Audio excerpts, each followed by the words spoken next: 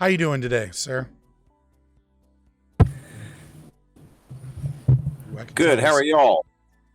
That is, having seen your voice, seen your face, I was not expecting that voice. It's such like a strong radio voice. Wow, that is such a backhanded compliment. I just mean it was a great voice. Like you have a voice like meant for radio.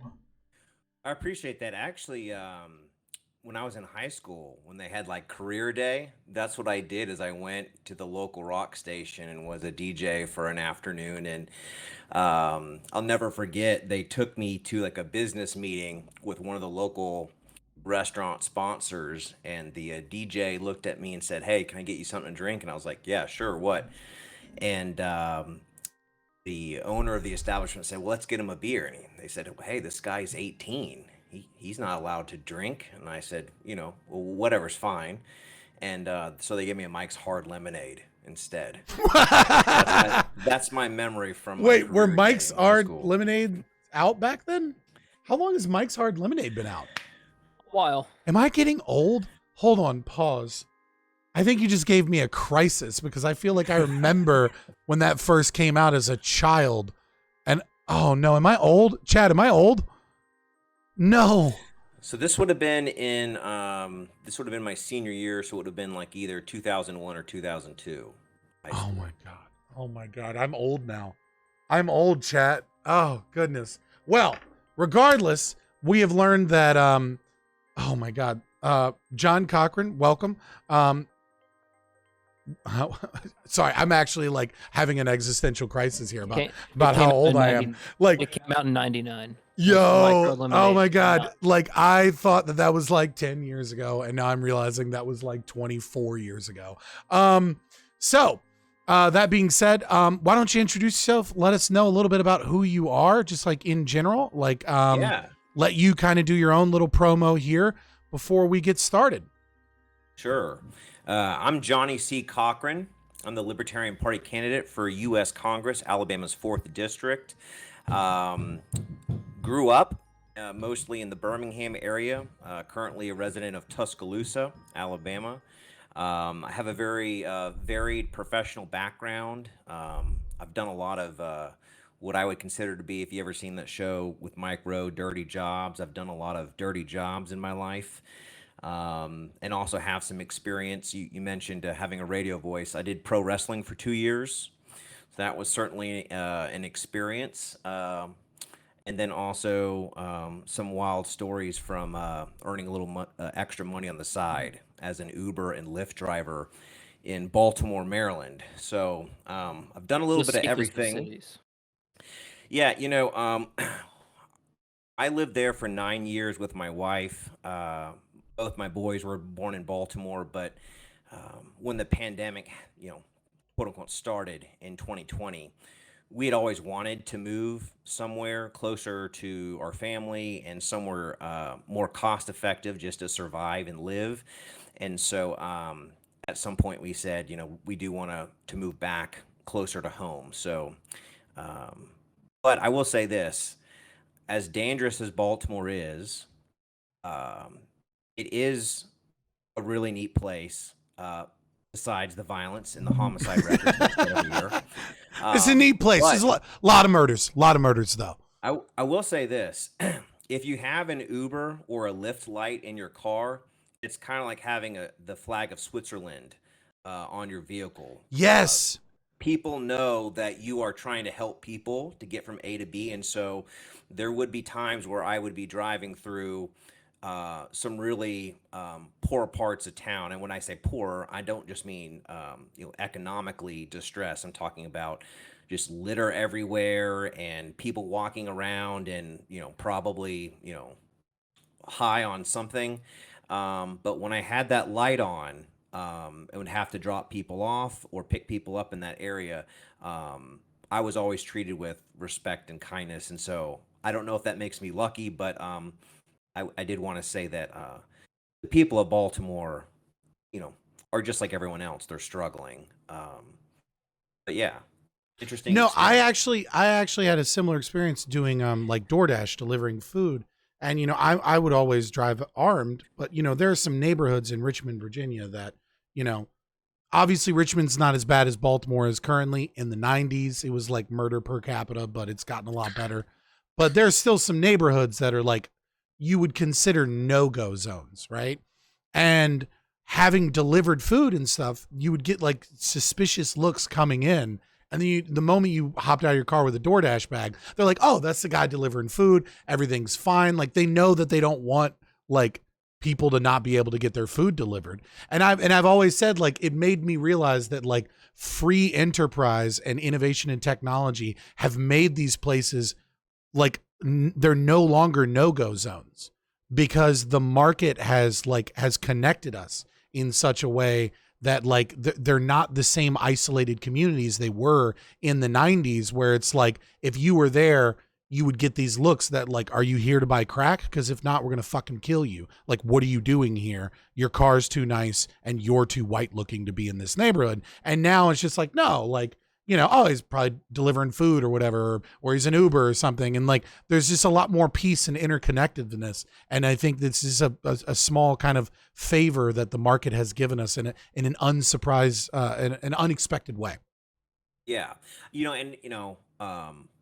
I'm kind of a social butterfly by nature. I love to talk, and so I did certainly get to meet a whole lot of people from a whole lot of different walks of life, and just ask some questions that you kind of get the sense that again, I think ultimately most people all want the same thing.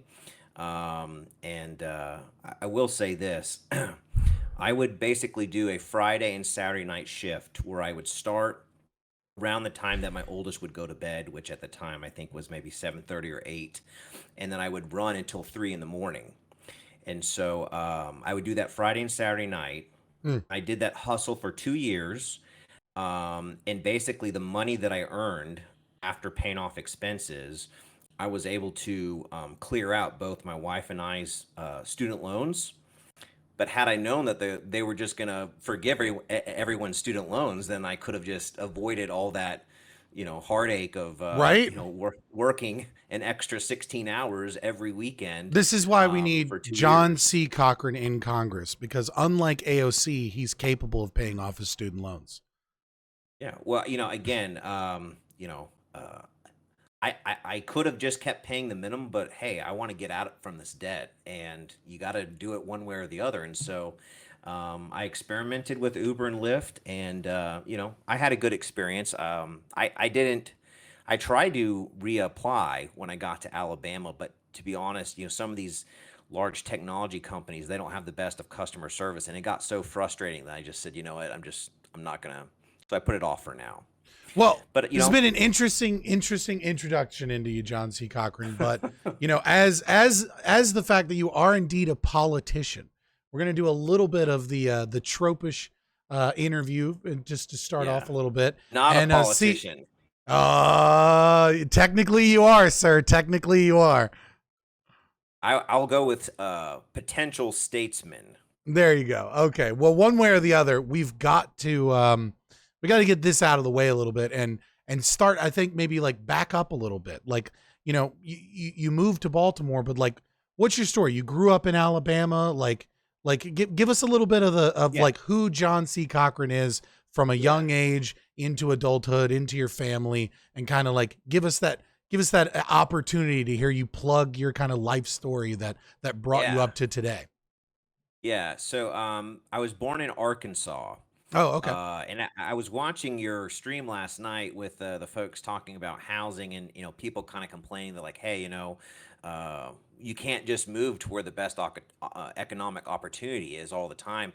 I mean, while my mom's side of the family is mostly concentrated in upstate New York, and my dad's side of the family is in Oklahoma and Kansas, I mean, we always lived in some other part of the country. It was basically just my dad taking advantage of the next best economic opportunity, and we moved. So I was born in Arkansas, and I don't really have any memories, just living my first year there, but I will share this. That was one of the years that Reagan was up for election, and my old man was so peeved that no one was running against the incumbent Democratic congressman, who at the time I believe was the minority whip in the House.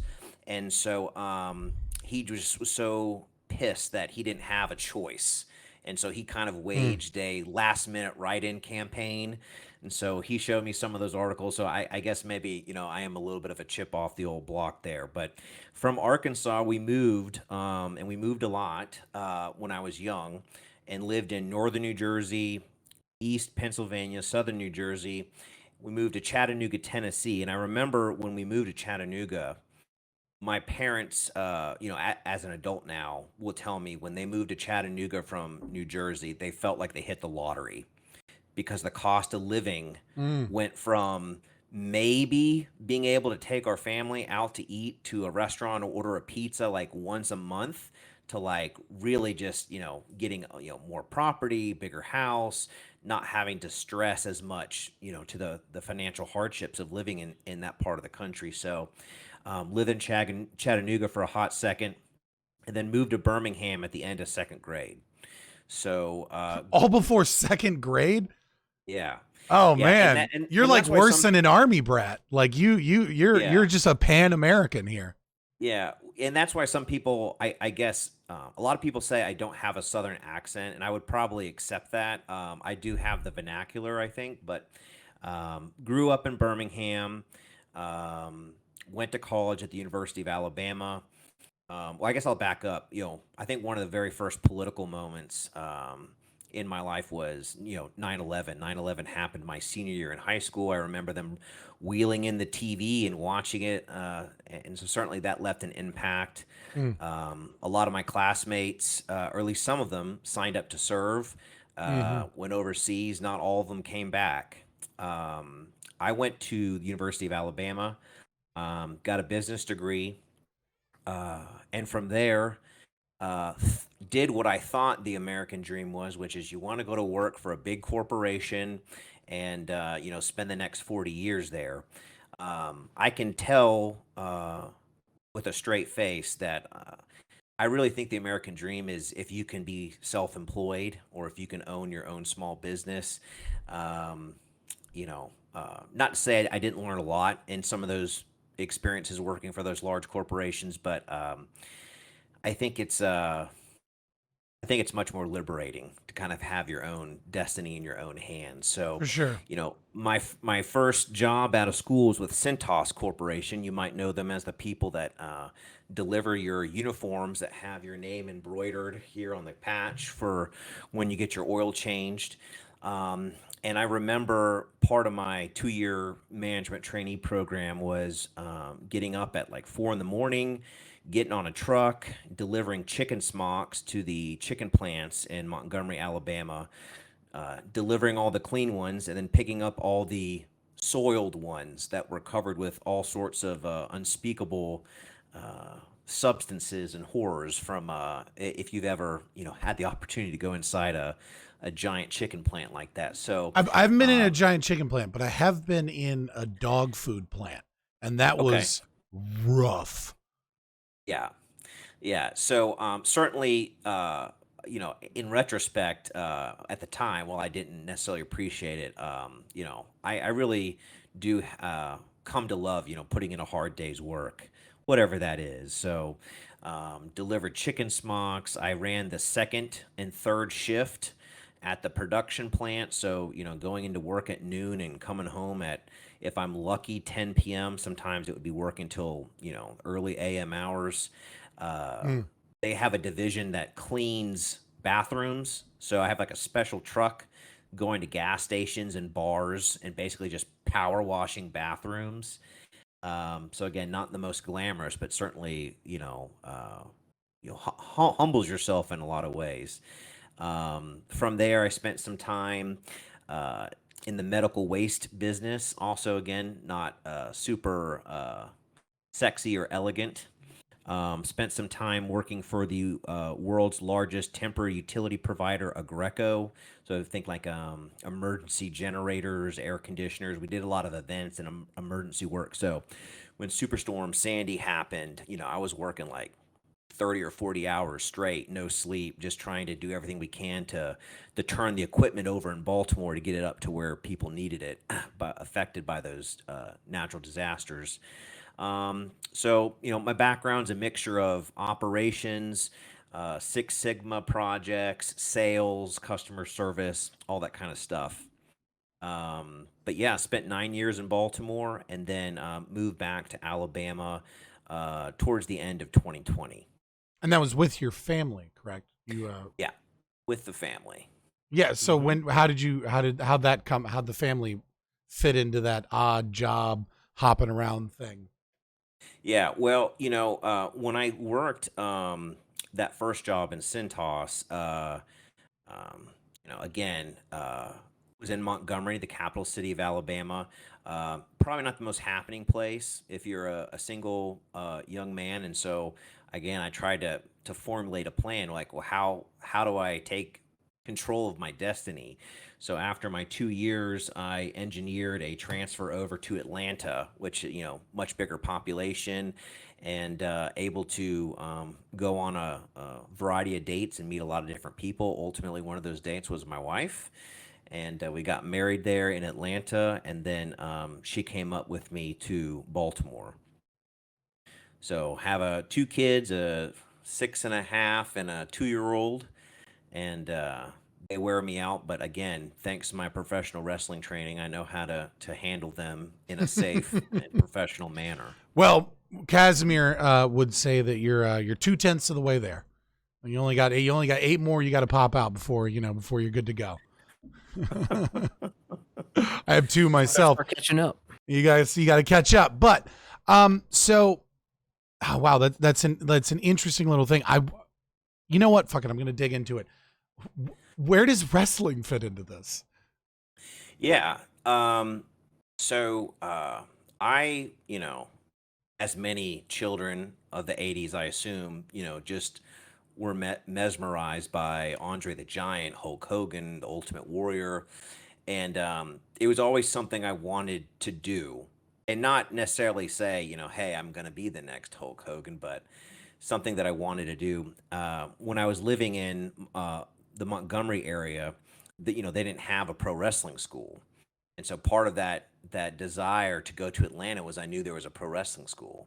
Mm. So went to Atlanta, and then the next obstacle was I worked the second shift, and that's when the economy fell out in 2008, Mm. and so they eliminated third shift and said, "Hey, you can work your crew until they're supposed to go home," but it was still on me to like make sure that all the trucks were ready for the next day. So, I was going in at 12 and getting home somewhere between midnight and, sometimes 4 or 5 in the morning. And so again, was closer to the school, but didn't have the time to actually do it because they would train like 2 days a week, usually like a 6 to 10 or something like that. So that dream was delayed and deferred, and it wasn't until I was in Baltimore and I got a job where I could, wake up when the majority of people wake up, in the Hmm. morning, that I would, before we had kids, 2 days a week would go and train for 4 hours a night, and then on the weekends, perform in a variety of venues, anywhere from an armory to a high school to a mall, stuff like that. And I have real fond memories of it. And it was really interesting, I think mostly because everyone that was training with me, for the most part, were like young bucks and young guys and gals. So 18, 19, 20. Most of them just ripped and shredded. And here I am, kind of a pudgy 30-year-old guy at the time. But I think I earned their respect because, I didn't, complain. I just did whatever was asked of me. So a lot of physical conditioning, and you know, it's a very physical activity. So, The but real yeah, question is if you get some decent poll numbers, what are the attack ads going to look like when some of those videos surface? That's really what I well, want to know. maybe I'll break this news here on your stream. I doubt that either of my political opponents are paying me much attention yet, although they should. Um, I will challenge both the Democrat and Republican candidate to either a debate or a forum. And if they don't want to engage me in a battle of wits, I have arranged with a wrestling promoter in my district to challenge them to a triple threat match. That is going to happen. And if you don't show up, you're going to have to answer to the voters. I love it. Have you considered doing a tag team match with Glenn Campbell? He's in Tennessee, so it's not that far away. That would be interesting. I certainly find him to be a fascinating performer, and know he's doing his thing as a Republican in, I believe it's Knox County, Tennessee. Would be open to it, but for the most part, I think most Republicans and Democrats want to keep third parties at a fairly distant arm's length. For So sure. it's gonna happen. I'm seeing I am definitely seeing a little bit of interest, I think, from like the America First kind of like MAGA crowd populist Republicans that are coming in waves. They seem to be a lot more open to the paleo libertarian strategy and libertarians in general, because I think they feel similarly ostracized. Yeah, I guess, kind of like, what is my political awakening? That was I going to grew be the next question, but I had to dig into the wrestling thing. So yeah, Well, like this you is say, what yeah, this is let's going get to into that. happen. I'm going to issue a triple threat challenge to the opponents. Now, if they don't feel like they're physically able to compete, I would understand. I've got some ring rust myself I got to knock off. So you can name a wrestler to wrestle on your behalf. But that challenge is going to go out there. It is going to Oh be no. taped and broadcast. And I hope to see folks there once we nail down the date and times. When you get links to that, please make sure you drop them in the server, because that sounds hilarious, and I will absolutely watch that on stream or promote that, because that's perfect. But You might on want a to more disqualify New Jack from coming out of retirement, though, because that would not be a fun match. no. Yeah, no, I'm not interested in getting in the ring with a legend such as him. So, but on a more serious note, with your kind of dirty jobs and some insane antics, and moving and trying to have that entrepreneurial spirit and everything, it's a great component of your story. But I looked in your email and your website and things like that to try and do a little bit of research, and you provided me, admittedly, with quite a bit of information. But what was that process like for you? That 9/11, that Ron Paul revolution, that what was the process from your kind of original political feelings to yourself now as a libertarian? And then after you kind of describe that process, could you maybe expound upon where you sit today in terms of your basic political philosophy? Yeah. So I would probably describe that I grew up in what I would describe as a generic Republican household. I think now that I'm a little older, and I have conversation with my folks, I definitely feel like, and I don't want to put words in their mouth, but I think if I ask them, I don't think they necessarily vote for Republicans. They vote against getting their taxes increased, right? But at the time, I just kind of assumed, well, I hear them talking about Republicans, and that's how they vote. So I would just describe myself as a generic Republican. 2001, when 9/11 happened, seeing the Iraq War on the news and Afghanistan, I think at some point I started to question things like, I'm of the age understanding, why wasn't a declaration of war issued? Now, I know now that they haven't done that since World War II, but as a 18-year-old, you're like, if we're at war, why isn't there a declaration? Mission accomplished. When did we go to war, dude? Like, what's going on? Right. So, I think really the start of the awakening for me was watching the 2008 Republican primary debates and seeing Ron Paul, and I think maybe it was Giuliani, have that moment where I think it was that moment where he got booed a little bit, but he held his ground. And you said, like, well, I haven't heard this before.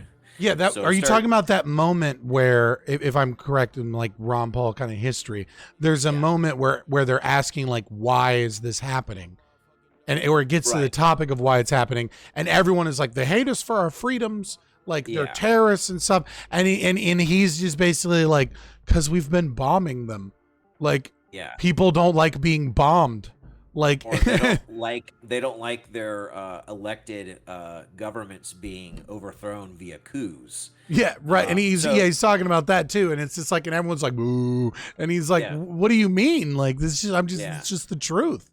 So I think, in the moment, it just really struck me. And I started reading, looking up on the internet and, seeing like, oh, we have military bases all over the world. Like, that didn't make a lot of sense to me because my folks grew up on military bases. And, I remember hearing them talk about, oh, well, they're closing down such and such base in this part of the Mm, country. And it's like, why are we closing down our own bases and why do we have so many bases all over the world? And so that really, I think, was the tipping point where I got involved as a volunteer for both the 2008 and 2012 Ron Paul primaries.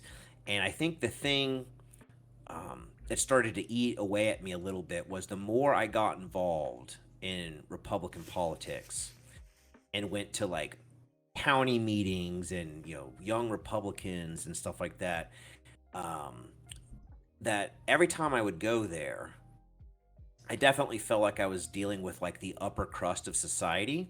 And I don't mean that in a disparaging way because, I want all people to be successful. But certainly there was kind of tone a deaf in a way. snootiness. And I feel like the more I got involved, the more I saw that it was actually a very top-down organization, Mm, right? So I feel if you are a small government, limited government, constitutional government, uh, low taxes, no reckless spending, balanced budget kind of a voter, that the Republican Party actually says all the things that you want to hear. But when you look at the track record, whether they're in power or not, the government always grows, the spending always increases, it never gets absolutely. reduced or even gets paused. And so again, the more I put my energy into it, the more I was like, oh, this is not going the way I thought it would. And they did a lot of things dirty to Dr. Paul. I can't remember if it was '08 or 12, but there was one where he actually won the Iowa caucuses, but And they didn't report it. Yeah. the way they reported it, it's like they reported it like 3 or 4 days later than they should have. And I'm not saying that would have made the difference, but It I think makes a huge people, difference. Yeah. yeah, I think the people who maybe supported Yang this most recent time, they got a little bit of that same treatment from the corporate media where they would have his name on the screen but not actually his picture, just little stuff like that I think was just kind of very Did the same reminiscent thing to of that. Tulsi Gabbard. Yeah. So what drove me to the Libertarian Party? So I'm in Baltimore. It's a heavily blue gerrymandered state. It just is. It's like 7-1, or maybe even more, registered Democrats to Republicans.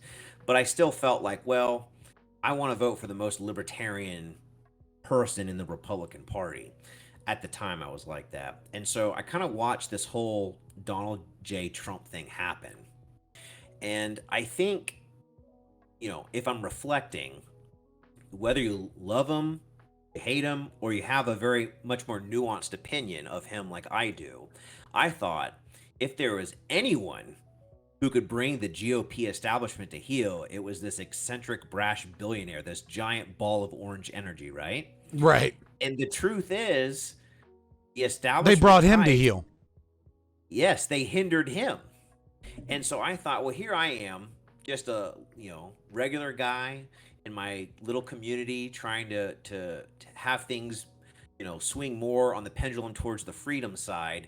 And I was like, if this guy can't get the GOP into shape, I really do think it's a lost cause. Me personally, it's very top down, and again, I think that's the sad realization, is that if you vote in a way that reflects your values, which is you want fiscal responsibility, no reckless spending, balanced budgets, limited government, that the Republican Party says those things, but then actually does the opposite when they're empowered. So when I moved from that heavily blue gerrymandered state in Maryland and moved back to Alabama, which is a heavily gerrymandered red state, I said, you know what? I am going to make it official. I'm going to leave the Republican Party. I'm going to join the Libertarian Party, and just see how that goes. And so I did that right around the time after the 2020 election, and have been running ever since. Well, not running for office, but running with the Libertarians, and I've had an opportunity to meet a lot of them. I went to the state convention last year. And then there, they were looking for people to step up and be delegates to the national convention in Reno. So I was actually a delegate to Reno and got to meet a whole lot of people there. You're ruining my questions I'd like to have. Oh, I'll stop. I will. No. I'm messing with you. I'm just saying. It's like I was like, well, that was a question I was going to ask about. But no, it's fine. I want to return to a minute. I want to kind of let you know to this kind of theme of fiscal responsibility and stuff like that, because it's the number one thing on your website. I hear it's kind of like your big message, right? And what that means in terms of paleo-libertarianism, the strategy of the right and stuff like that. But before I get there, I guess I want to nail down a little bit more, and not to do like a hardball or anything, just get a more kind of more of an answer of like where you sit politically now in terms of your political philosophy. I'm hearing some good stuff for sure. But why, what makes you feel like a libertarian and not a Republican? And why are you kind of like in with the libertarian crowd, as opposed to just a fiscally conservative Tea Party Republican? Yeah. I think one of the main animating principles of my campaign is I really think that the blue team, red team, the conservative, progressive, I really think that's just I don't believe in that. I believe that the future is centralization of power versus decentralization. And so, I believe that the further away the power is, the more disconnected the decision makers are from the people that you're supposed to be serving. And so I very much believe that I want to go to Washington, D.C. To take as much power away from D.C. as possible and bring it back to individuals, their families, and their local communities. I know there's a whole bunch of different, genres of libertarian thought. I don't know if I necessarily would take any one of them and apply it to me, but I definitely feel like I want to live in a voluntary society. I don't believe in force and coercion. And so, as much power as we can take out of DC and out of the state capitals and put it back into local communities, I feel like that system works the best, right? Because it's not economical for most Americans to go to Washington, D.C. for a big protest. It's not even economical for me to drive down to Montgomery to talk to my state legislators about, how I agree or disagree with what they've got going on. And so, I got 2 kids. I'm taking them to extracurricular activities and cultural institutions and stuff like that. Like, I barely have time if I want to go to my local city council meeting. And so I feel like, to fully embrace the idea of not using force and coercion to get what you want. I know what's best for me. When I speak with my wife, I think we can determine what's best for our family, but I don't know what's best for you. I haven't lived your life. I don't know what you have going on and all the infinite variables that contains. And so I just believe that we need a system in which power is decentralized, and, things like, the non-aggression principle and things like that, that we want to live in a voluntary society where relationships are not forced upon us, that everything we do is voluntary and hopefully to the benefit of both parties. All right. I mean, fair enough. If you follow that logic through to its conclusions, though, you will eventually have to wrestle with the fact that I think you'll be forced to become an anarchist. But I appreciate the idea of like localization and stripping some of the state, federal government and bringing it back to the states and bringing some of that states back to your local kind of district and things of that nature. Because I have a sympathy with the idea that, like, it's an interesting way that you put it, I guess, is what I mean, is that so much of our political activism is very young people going to DC and things like that, in the national stage, because people with kids that they don't nobody has time for that. Nobody has time, in Texas or in, Arkansas or somewhere else to drive to DC to do some protest about like what the government should or shouldn't be doing. And the culture is so different. It's like, why do these people even have any say in our life? Yeah, I agree. I haven't finished Michael Mouse's recent compilation book, but I do have it. I am reading it, and again, I feel like there you go. Yeah. So again, I don't like the idea. I understand, right? The point of words is to condense ideas into quick things.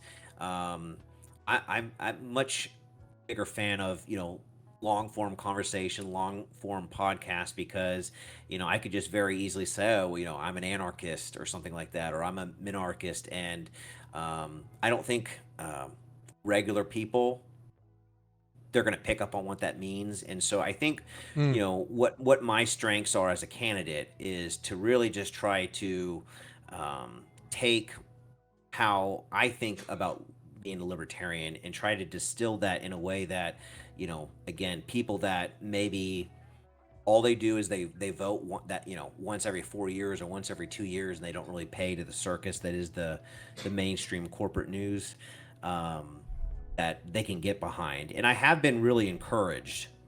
The thing that's interesting about this race is even though the incumbent's been there for 25 years, and most of the time he runs unopposed, this and that last is cycle, Congressman Adderholt. Adderholt, yeah. He's now the longest serving member of the Alabama delegation. And the thing that has surprised me the most is last year he faced the same Democratic challenger and basically won, I think the percentages was 82 to 18, right? Now, when you see an election result that's 60 to 40, you go, wow, that was a blowout. 82 to 18 is, I don't know what that is, a shellacking? What's the right term for that? And so, I thought to myself, this is really going to be an uphill battle. Reddest district in one of the reddest states in the country. But, and again, maybe this is just a small sampling size, but as I've tried to do some in-person campaigning, some virtual campaigning, things of that nature, I am surprised at how many people who have identified either as Republican voters or as, I even found the unicorn. I found someone who said they were an independent. They have a deep distrust and dislike of the incumbent, and that's messing with my head, because it's like, well, how does he win 82 to 18? And I honestly think people just they pick the lesser of two evils, and they say, well, I don't want my taxes raised, so I don't want to vote for the Democrat. I guess I'm going to vote for this guy. But the problem is, if you observe his record, he continually votes to increase spending. He always votes to raise the debt ceiling. And there were even, I think, what I would describe as pitiful attempts to reduce spending. You're familiar with Rand Paul's penny plan, where we're just going to cut 1 penny from across the board, and he voted against that. And so again, I think one of the attack lines or opportunities is, look, if you believe in what I think most Republican voters want, he doesn't actually deliver on that. Billy Prempeh had a similar issue, right? When he was running as for a Republican in New Jersey, I believe it was a New Jersey district or Delaware district. I can't remember. And like the incumbent Democrat was something like 80-85% like every year. And it was hilarious because it was an old white guy that supposedly represented this very heavily black district. And like he was trying everything to get support from the Republicans, and they were like, yeah, well, that district's a lost cause, so like nobody cares. And like meanwhile, the Democrat was like universally hated by everybody there, wouldn't debate him, didn't care, didn't run a campaign. And of course he still got crushed. And it's an interesting thing how some of these districts because of this two-party system. They're not engaged, or they don't care because there's not another viable option.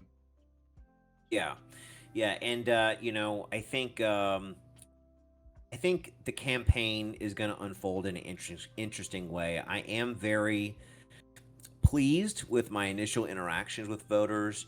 I still get a lot of questions that are like, so who do you support, Biden or Trump? And I go, well, actually, I guess the right answer is when anyone gets elected, I kind of initially hope they do well. So I kind of support them for that brief moment after they get inaugurated, and then they start making all those poor decisions. People often will say, well, are you a Democrat or Republican? And I'm like, I'm actually neither. A lot of the memes that I'm posting have, libertarian messaging or branding on them. So I just honestly think there's just a lot of people that don't even know, this is an exciting opportunity, not just for me, but for the Libertarian Party of Alabama. Yeah, because you're on the ballot you have ballot access for the first time in Alabama in 20 years.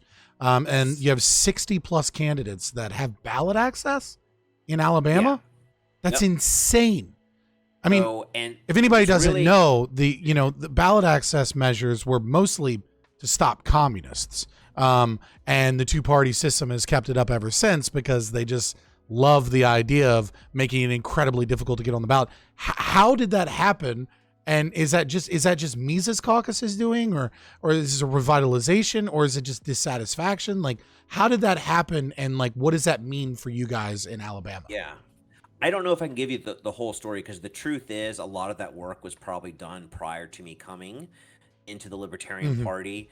I actually think, the Mises Caucus actually has a fairly small footprint in the state relative to some of the other states around the country. But, there are a couple of people that are, openly hostile to Mises folks.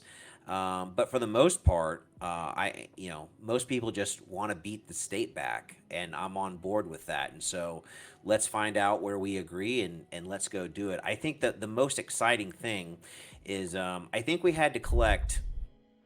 Alabama is one of the worst states in terms of preventing people from getting on the ballot. And so I've heard other states say, oh, I have to collect 5,000 signatures. I have to collect this. I think we had to collect 50,000. And I Jesus think Christ. the state party, I think, hired petitioners, and those petitioners, in conjunction with volunteers, I think collected 80,000. And so knowing that they were going to strike however many they strike, and then we're still in good shape. Right. There are a lot of exciting races. I think mine's exciting, but I'm biased, right? Because I'm in it. I think it's a unique opportunity.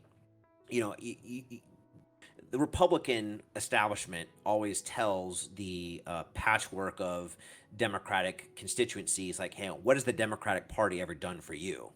You've heard that before. Donald J. Trump said, to African Americans, what do you have to lose? Right. Vote for me. And it was such a meme. Everyone was like, how dare he? And it's like, but I mean, really though, like, what have they ever really done for you except break up your communities and keep your water poisoned? So I'm flipping that on Republican voters. I'm saying this is a unique election where, I would ask anyone to give a serious look to libertarian candidates, whether they're in our state or elsewhere. But, if you were a political prognosticator, you'd probably say Republicans sweep in the midterms. I mean, that's, I guess, the overall vibe of what corporate mainstream media is putting out there.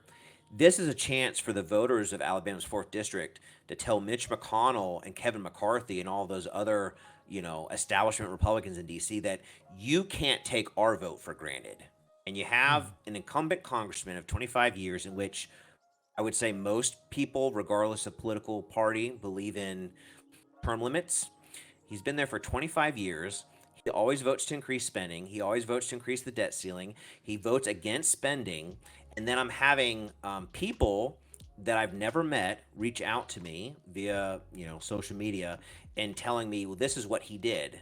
So the newest thing that's been brought to my attention that I'm still looking into a little bit was apparently he was one of the deciding votes on passing CAFTA, the Central American Free Trade Agreement. And there are parts of my district that were devastated after that passed when manufacturing pulled out. Now, as a libertarian, I believe in free trade, but you probably know as well as I, whatever is in the name of the bill, the opposite is probably in the fine print in the next several hundred pages. So Absolutely. if it's called a Save the Puppies bill, you need to make sure that those puppies are okay. So if it says free trade in the title, why do you need several hundred pages of explaining how we're going to have free trade with someone? It's no, like managed free trade would be one page. It would mostly say Congress stands resolute, and then there would be a section, and it would say banning of all tariffs from this specific area, as long as you agree to do the same. Yeah. And that would be the whole bill. That would be free trade. And you saw the same thing with the voting rights, bill and things like that. Because I remember I did some debates on the voting rights bill and nobody read it, right? The left and the right were arguing about it. And I just started bringing up things from the bill. And I said, hey, this voting rights bill specifically moves all gerrymandering cases out of the Supreme Court, the appellate court's jurisdiction, and moves it to DC courts that are run by Democrats. And they were like, what? And I was like, hey, this voting rights bill specifically, what was it? One of them makes it illegal for states to be able to hire private companies to investigate voter fraud, and only allows the federal government to do investigations of the states in terms of voter fraud.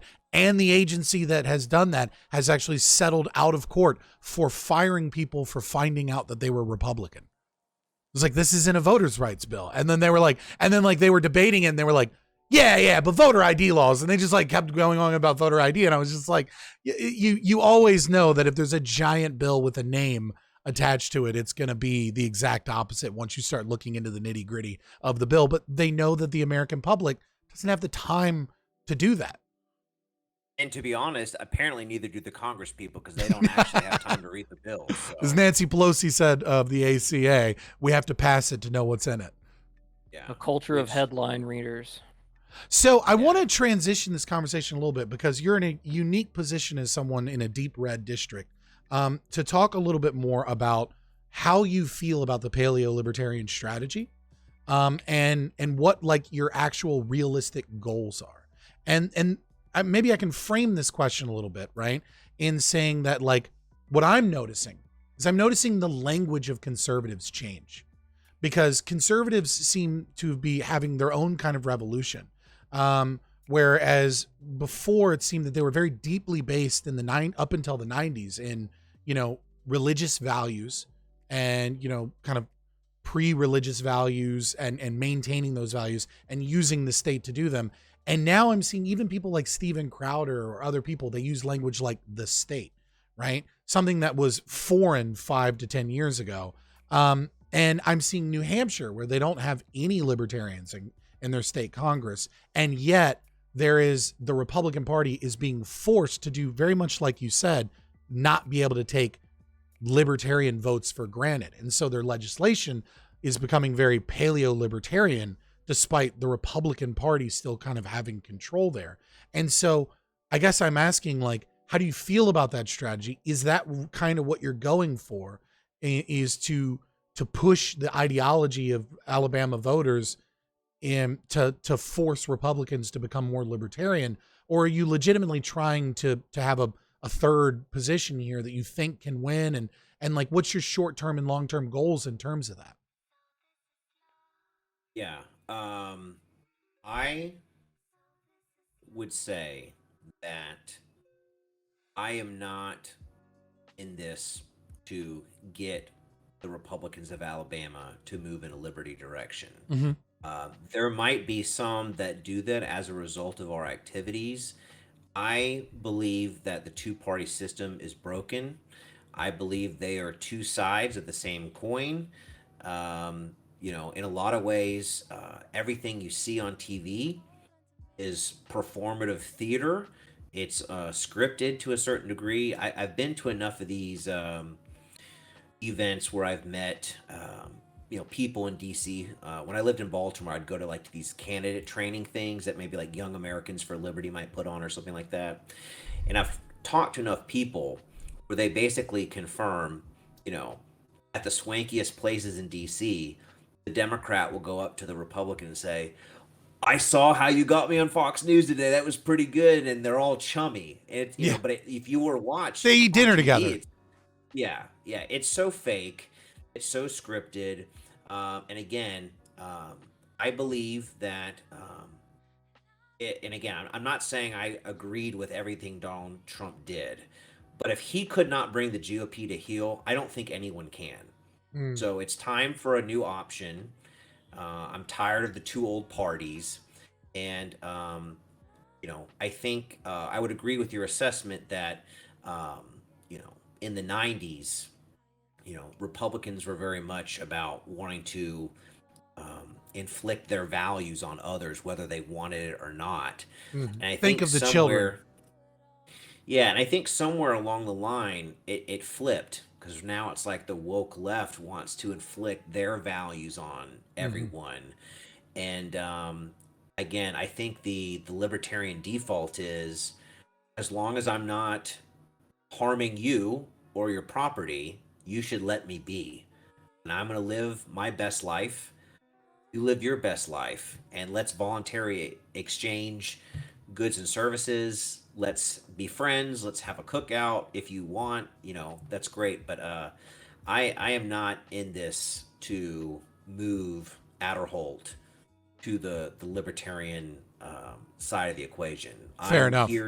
I'm here to remove him from office, and I'm again. I think a unique opportunity to voters to tell the Republican establishment, look, he's going to be okay. He lives in D.C. He's going to wind up on K Street with a really cushy, nice lobbyist job, right? So we don't have to feel bad for the guy.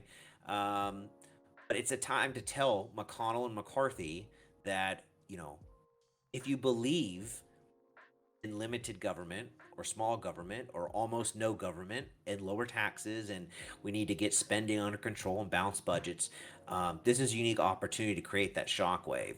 And if that one New Jersey guy could spend $25 on donuts and defeat the most powerful state senator in a New Jersey. I can't remember if that was 2020 or the cycle before that, but if that guy can do that, Mm-hmm. I don't see any reason why I can't do that down here in Alabama. Well, I think you also have a unique strength here compared to a lot of other LP candidates because, I want to point out to the audience that, normally most LP candidates, they have very little working for them in terms of finances or in terms of, volunteer work and things like that. But from what I understand, you're not doing this alone. Your campaign has a volunteer treasurer. Your campaign has a volunteer, oh my God, what is it? Campaign manager, right? Like you have a small, albeit, and obviously far less resources than your opponents, but nevertheless, you have resources that many other LP candidates normally don't have. Yeah. And that would be my plea tonight to anyone who watches this is that if you're not a candidate, there is a candidate running at the local, state, or federal level near you that probably needs your help. Because I am blessed in that sense that I'm not doing this alone. We're going to be doing a lot of interesting campaigning. I'm a full-time professional and I've got a family life. And so it's not like I'm knocking on doors every single day. So I am trying to do a hybrid approach where I'm going to be going to almost every county's largest festival. I'm going to have a table there, going to try to have conversations with folks. So meeting them where they are. And then I have not utilized my home rig as much as I have liked to yet, but will be streaming and recording videos on specific issues.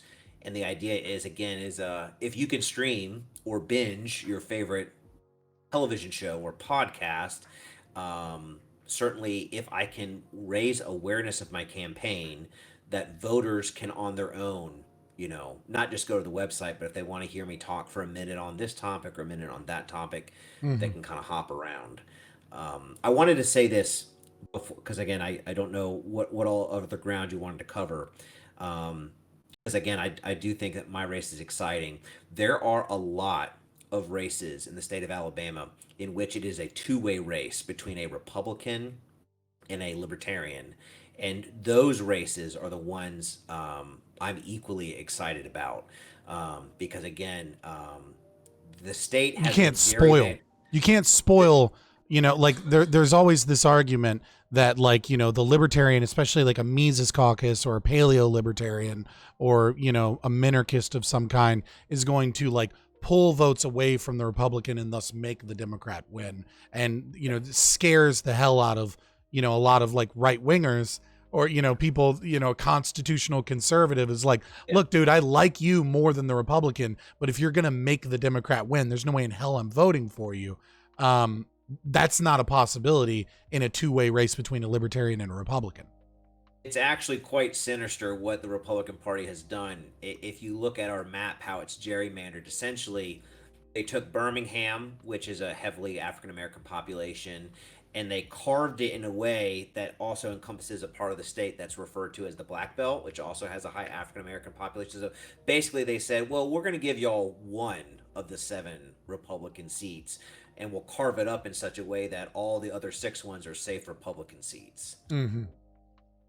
Yeah, I mean, Democrats do it too, but Republicans tend to do it a little bit more because they tend to hold states a little more because Democrats don't fucking go out and vote. And so, local elections tend to be conservative. That being said, what do you think are some of like, you're in a unique position as well, I think, for the audience because you're in the Deep South and in a heavily red area. And so, I think people tend to think of that as just like, oh, Republicans. Right. And I think it just kind of becomes a throwaway because it's so Republican in terms of the discourse. At like when we talk about like, political philosophy or national stuff, we tend to focus on a lot of these purple districts so much. And so I guess I would ask you, like, what do you think are kind of like the core issues that voters have in your district that you've experienced so far? And how do they kind of clash with Republican core values, but also the other side of the coin, like what are some of those things that are really difficult for you because maybe they don't match some of the core values or some of the secondary things that have them in fear of voting for a libertarian? Yeah. I think the number one issue that has gotten the most traction is probably inflation because everyone's experiencing that. And I think the extra edge I try to bring and the comments on my campaign Facebook page are very interesting in my opinion.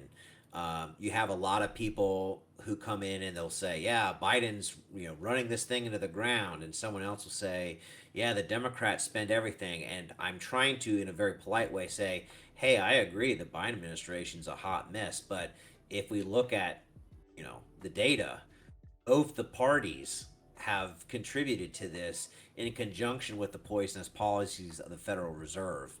And so, tying this to Adderholt, when he entered Congress in 1997 or 98, the national debt was $5 trillion. So it has 6x'd in the time that he's been there. And, you have kids, I have kids. I'd hate to think this, but is it going to 6x again in their lifetime? Well, go from 30 trillion to 180 trillion? To answer that question, even the Congressional Budget Office in 2019, before the pandemic, well, I use that word somewhat ironically, before the pandemic, and before any of the spending that occurred from the state there, had stated that due to entitlement spending, we should expect to be $121 trillion in debt by 2050, which, if mapping the current GDP growth, should account for over 200% GDP to debt ratio. Yeah. So, I think the main thing is when I talk to folks, they're very quick to retreat to what you think they're going to say, which is, oh, it's just the Democrats' fault. And I go, I agree, but would you also agree that, when the Republicans were in office, they didn't exactly pause spending. They didn't reduce spending. In fact, they reduced taxes and then increased spending. And despite getting more money because of the reduction in taxes under the Trump tax cuts, if they had simply kept spending the same, we would have gotten closer to paying off the deficit. And instead, they increased the deficit by increasing spending. It's wild. I get ticked off by the big things, but even the little things. So I distinctly remember Speaker Ryan saying, "We're going to make it so easy to fill out your taxes. It's going to be on the size of a postcard." That's And Paul I Ryan. don't, yeah, Paul Ryan when he was Okay. speaker. And I thought to myself, well, at least that's something, because doing your own taxes is one of the most agonizing things in the entire world, in my opinion. Very frustrating. It's not very clear. That's why many people have to pay to have someone perform their taxes for them. And, hey, we don't have that postcard. Um, some of the bigger things I'm talking about, I would say that in the South there is a high number of people who decide to enlist in the military, and I think one of the points that I've been able to gain traction with them on is when I talk to people in the military and or veterans, a lot of them are willing to do what is asked of them, but where I kind of have it in at is it fair to send them overseas for it, without clear objectives, without victory conditions, and without a plan to get them home? How much blood and treasure was spent and spilled in Iraq and Afghanistan, and has not really contributed to anything other than military contractors' pockets. Um, so, I think you have a very pro-military population down here. And what I Mm-hmm. would say is it's not fair to those people that if you're going to ask them to do something, A, you got to do a declaration of war because that's what the Constitution requires. But B, we got to give them clear objectives, victory conditions, and a way to come home. And there's a reason why Republicans and Democrats don't do that, because it's a trough for all the piggies to go eat at, all the politicians and the military contractors and the foreign governments that we provide aid to and all that kind of stuff. So those things tend to resonate. I think some of the difficult things, the most spicy thing I'm probably going to have to come up against, Mm-hmm. would probably be abortion. This is a very religious state, deep red. I would consider my position to be is uh, I want to do everything in my power to lower the number of abortions and to try to dissuade people from having them. Mm-hmm. My experience is whenever the government bans something, it never works. Whether it's drugs, alcohol, um, poverty, a war on poverty, war on terror, we still have these things. And so, my fear is, even though I would align with folks on what our personal preferences are, I would see any type of ban on the procedure to not necessarily accomplish the goals. I feel like pro life people would feel really good, like that's a victory that we got this Right. ban. I don't think it's going to stop abortions. And I think we need to be doing things that can reduce them. And I think the one angle I try to present that I haven't heard anyone else present is, what is the number one reason people give for having abortions? It's because they don't think they can financially support the child. Mm-hmm. Well, why can't they? Well, you should ask, ever since Nixon took us off the gold standard, our productivity has gone through the roof, but our wages have not kept up. And we have an inflationary fiat currency system, which basically says if I don't spend it almost as soon as I get it, it becomes worthless over time. So, I do believe the phrase, if we, the Bitcoin phrase, if we fix the money, we fix the world. I think every issue can be tied back to money. And the fiat system we have today um, basically poisons everything. So, again, if I had a long form conversation with someone Mm-hmm. about that topic, I feel like they would hear me out. Um, but I would not be in favor of a blanket ban on all abortions all the time. If it was someone, again, whether I knew them or not, I would try to put them in touch with people and resources that could help guide them and make those decisions, because I think it's a gruesome, horrible act that's not as easy as, you don't just go and get your teeth cleaned. I mean, it's like a serious procedure.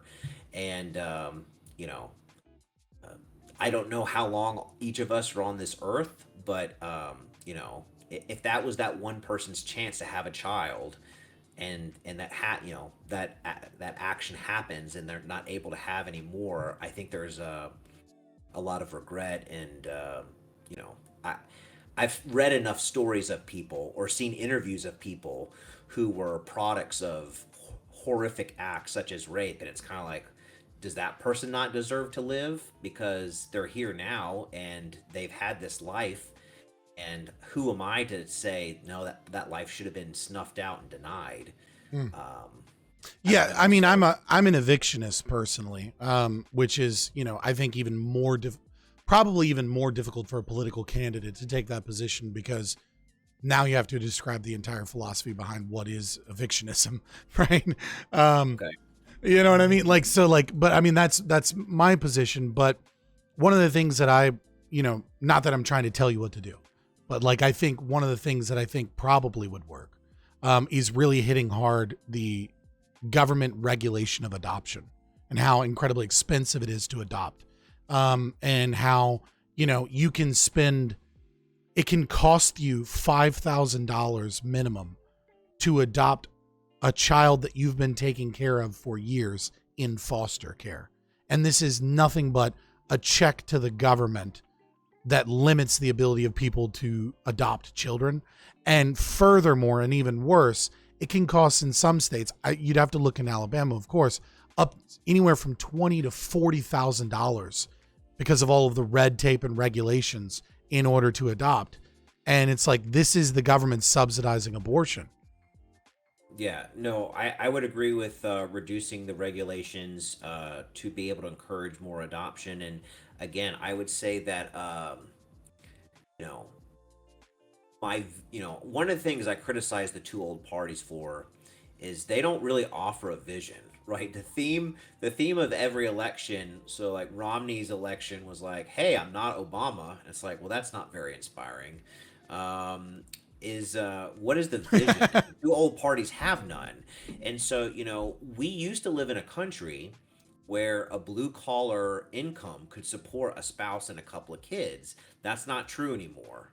At least it's not to the people I interact with. I mean, both my wife and I work.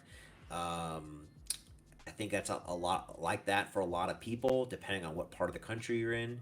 And again, I would tie it back to the fiat money. And if we did not have this funny money system, I believe that people would have the option to, again, work a blue collar or white collar job, earn enough money that they could support themselves, a spouse, and a couple of kids.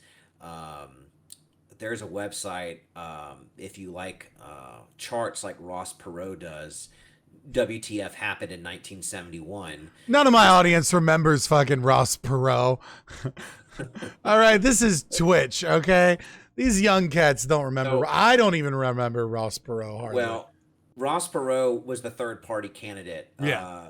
During Clinton's reelection, and basically he bought, I don't know if it was 30 or 60 minutes of a TV infomercial where basically in his, somewhat amusing accent just showed chart after chart, and he was talking, then, here's the next one. Well, that website, WTF happened in 1971, basically alluding to when Nixon took us off the gold standard. There's just a plethora of interesting graphs that things start to diverge, and I would say diverge in a negative way for average, working people. No, absolutely. I mean, Ross Perot's, for anyone that doesn't know, you should definitely go back historically and look at that. But now that you mentioned kind of the gold standard and the Federal Reserve and fiat currency and things like that, one of the things that I find interesting, especially when talking about an attack vector towards talking to conservatives, is that the Republican Party platform has had auditing the Fed on their platform for 15 years. And they have had control, I think, 3 separate times of all 3 branches of government. And yet it's part of their platform. They have control of all of Congress and the Senate and the presidency. And like, you know, maybe not a conservative leaning SCOTUS until just recently, but even still, it's on their platform. When are they going to audit the Federal Reserve? Like, when is that occurring?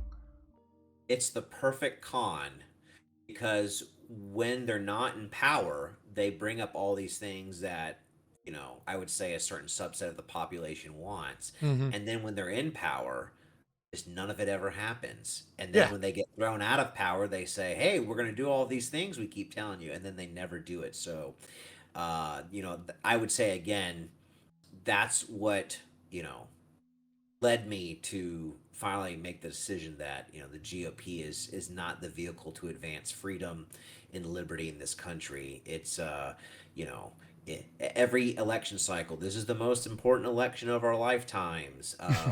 Hey, vote for us, we're not the Democrats. I mean, that is not inspiring.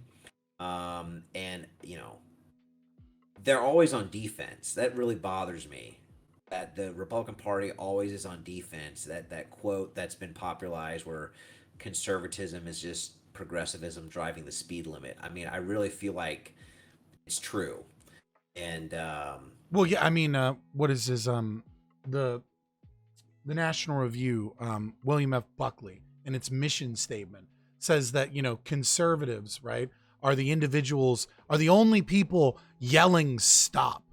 And it's such a weird imagery when you read the mission statement from the National Review, like the kind of from William F. Buckley, right? Like this is the founder of the neoconservative movement, essentially, you know, philosophically in our culture.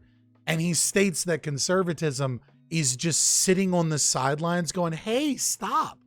And it's like, what is a vision for the future if your movement is predicated upon the idea of just telling the left to slow down and to stop and begging them to stop rolling over the Constitution, rolling over liberal Enlightenment values and encroaching upon your family and your communities? yeah, you know, my vision for the country, we started off by talking about, Yeah.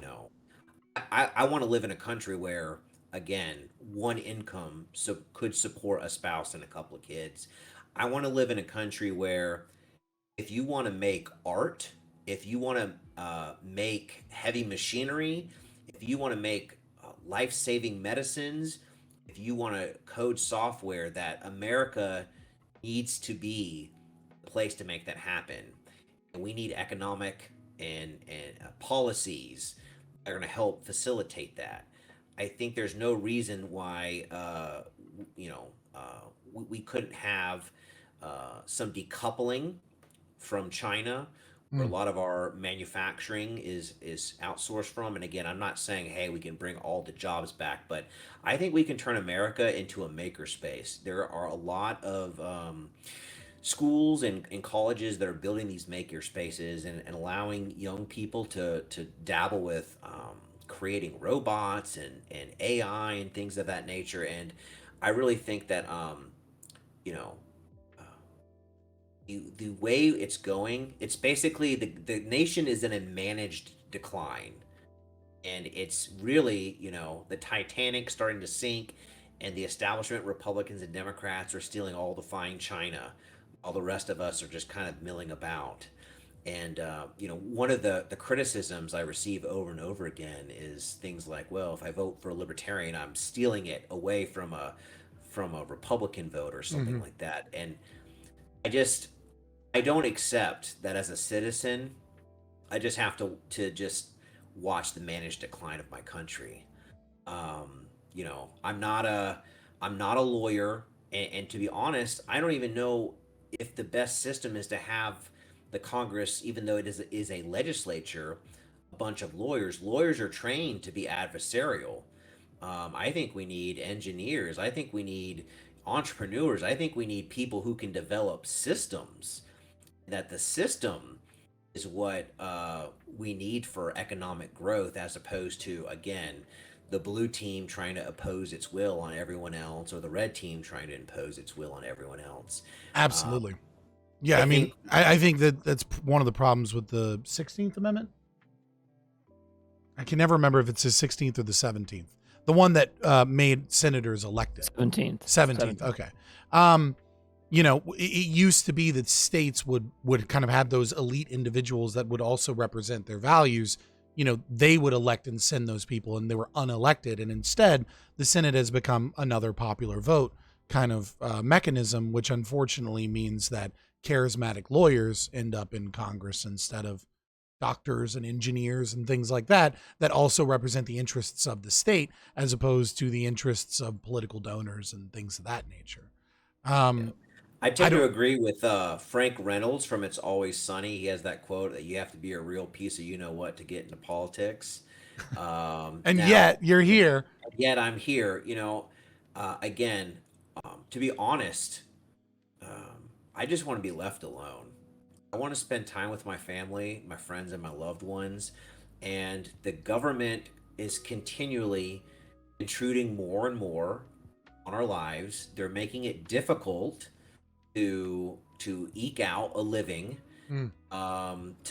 to have any kind of savings, and then we have to we're forced to funnel money into the stock market, which has these artificial boom and bust cycles, which part of Austrian economic theory. So um, I could just be content to just ignore it all and sit at home. I guess I just feel compelled that I really think, just like you have the Canadian truckers or the Dutch farmers or the folks over in Sri Lanka that are, rising up, I think it's just going to take regular people that just have to step into this arena. They're going to be real uncomfortable and just say, this is madness. We have to stop this.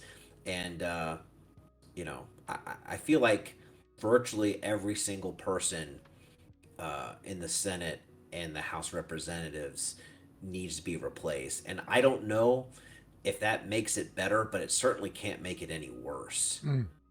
I'd like to transition now just to a couple of questions, because, obviously you're running, and, part of that is obviously going to be like, what are some of your policy positions and things like that. And so, just kind of broad net. I don't want to like, dig in on like hardball question on a specific thing unless, something interesting or unforeseen comes up. But if I could ask you like some of these broad things, like, for example, what's your opinion about how immigration should be handled? Yeah. Well, I mean, the system we have today is not ideal. Mhm. I do believe that America should be the place where all people, um, let me make sure I phrase this correctly.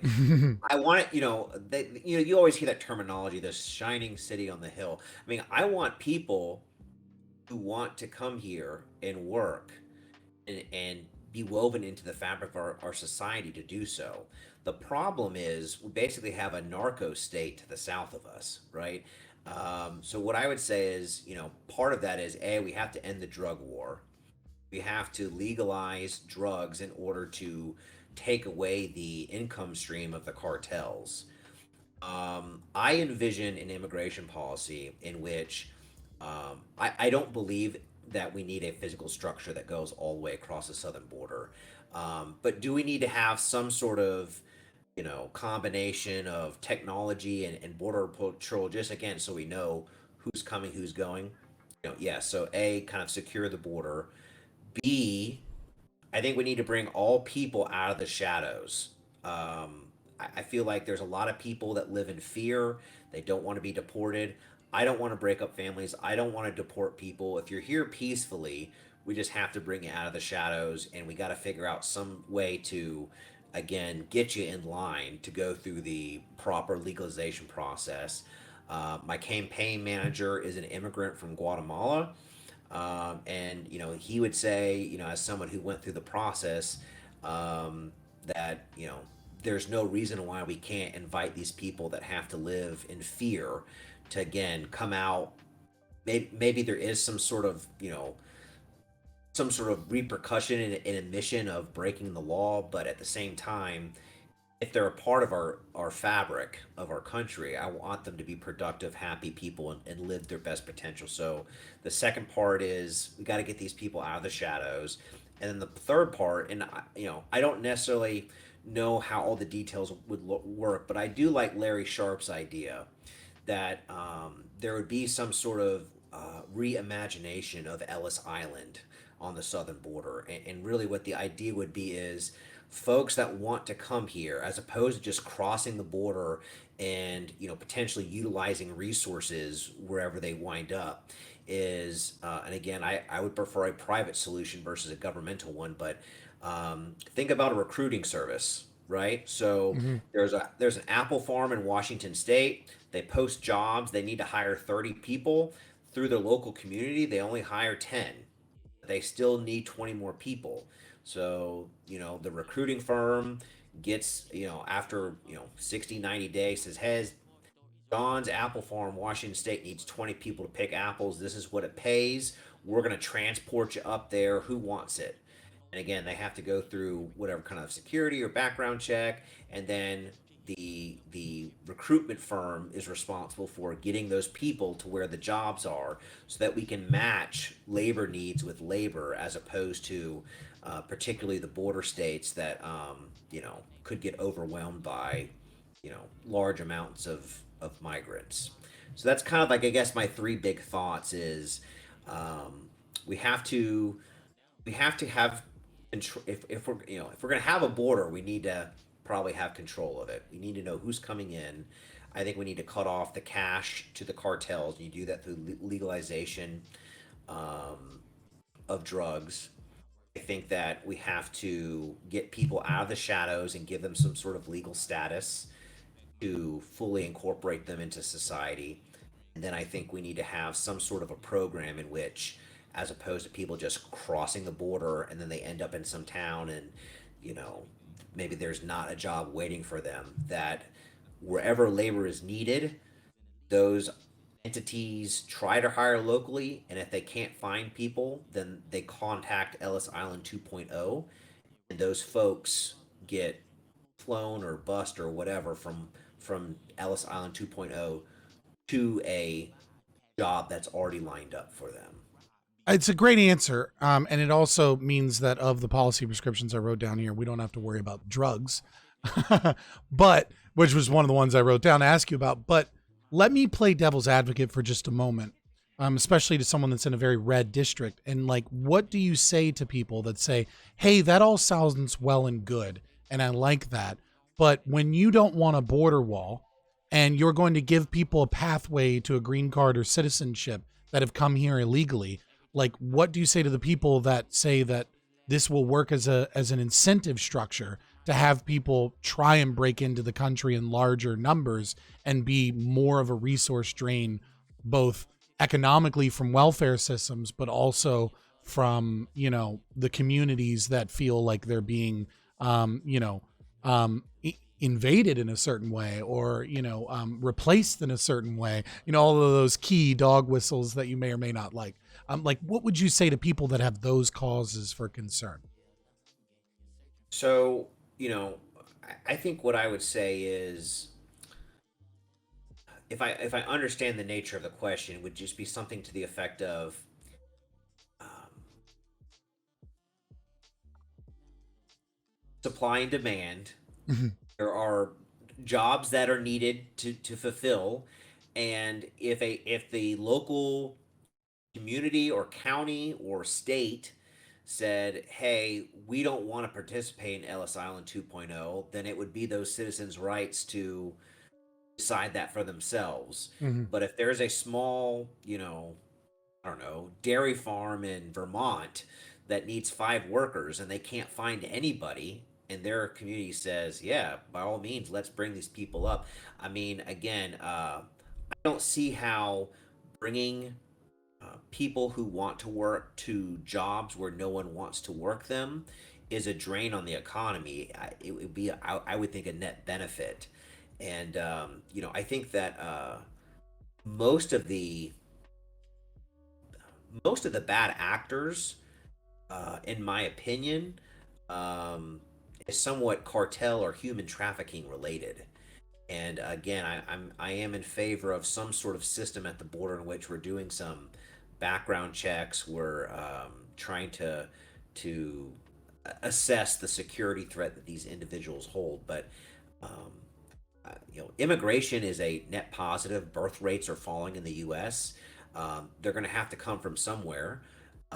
Whether as a population we start having more kids or we have immigration, I just think it makes sense that, and now I don't have the mathematical equation worked out just yet all by myself, but there has to be an equation which we look at the market conditions in the economy and we say, oh, you know what? We need to tighten the amount of people that come in because of XYZ. And so immigration tightens up. And then over a Hmm. period of time, hey, we need more people. Let's open it up and we let more in. And again, instead of people just free flowing over, and maybe they have a job, maybe or not. And what I'm proposing is they're specifically going to a specific place to work a job that's already lined up for them. And the thought is that we're just trying to match the demand for labor with what the resources are. So like what would you say then, and I'm not trying to be a jerk here, right? I'm just Okay. I'm trying to be trying to, examine the ideas a little bit, right? Yep. Cuz obviously I'm for private borders. Um but what would you say to like people for example that like live in Louisiana, right? That have seen companies take advantage of immigration policies, promising, taxpayers and things like that and tax reduction to bring in all these jobs, and then they bring in people from South America specifically to build like all of these oil platforms and things like that. And so there's this constant shift of new jobs and new manufacturing, but that it's specifically using immigrant labor because it's cheap and easy to get. And they don't, and what they see is even when those jobs come there, they're not jobs for them, that they're not necessarily unable to find people in the local community, but that they simply want cheaper labor and they want to import that labor and take jobs away from Americans. Yeah, way I would have to answer that is there is often, in my opinion, a lot of I don't know if cronyism is the right word, right? But the state governments are trying to lure the companies. They give them all these, benefits, come, Mm-hmm. and the companies take advantage of it, and then they somehow flip the script, or they don't abide by what the original arrangement is. I think that at the end of the day, I would still tie everything back to the monetary supply. The idea is that Mm. labor wage rates, I think, would I don't know the right word is going to hit me in the moment, normalize, but I think that because the money supply is constantly increasing, it causes Americans to constantly say, well, I have to do I can't afford to work at this rate. I have to work at this rate because the cost of everything's going up. Mm. And you have folks who are coming from, Central South America, and they have their inflation problems too. But the American dollar is preferable to the Argentinian currency. And so Obviously. I do think, again, fixing the money would, I think, uh, not only improve the earning power and spending potential for American workers. Um, so hopefully that answers your question. Fair enough. Fair enough. The next one. How do you feel? Because this is a big one that's popular and kind amongst the right these days. That seems libertarian, but there's a lot of arguments within the libertarian spaces, which is school choice. How do you feel about the school choice movement, especially with critical theory and critical race theory and diversity, equity, and inclusion and transformative social emotional learning and all of these kind of things that the left is pushing into schools? Yeah. What is your opinion in terms of school choice? I think the way I start that conversation now is by asking a question, which is the system we have today designed to produce the best possible outcome for all of the students. There's not one person No. who's going to answer the affirmative, right? Um, I believe that um, education choices are necessary. I think market conditions create competition. I also think every student is different.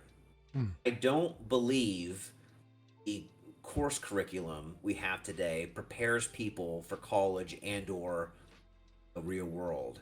And so, maybe there has to be, hey, we would highly encourage your school covers reading, writing, arithmetic, financial literacy. But ultimately, every student is different. I don't believe the system we have, which is forcing kids to sit down for 6 to 8 hours a day in a classroom, is the best. You might have some students that thrive in that, but there are other students that They're called girls, in case anybody's instead of, wondering.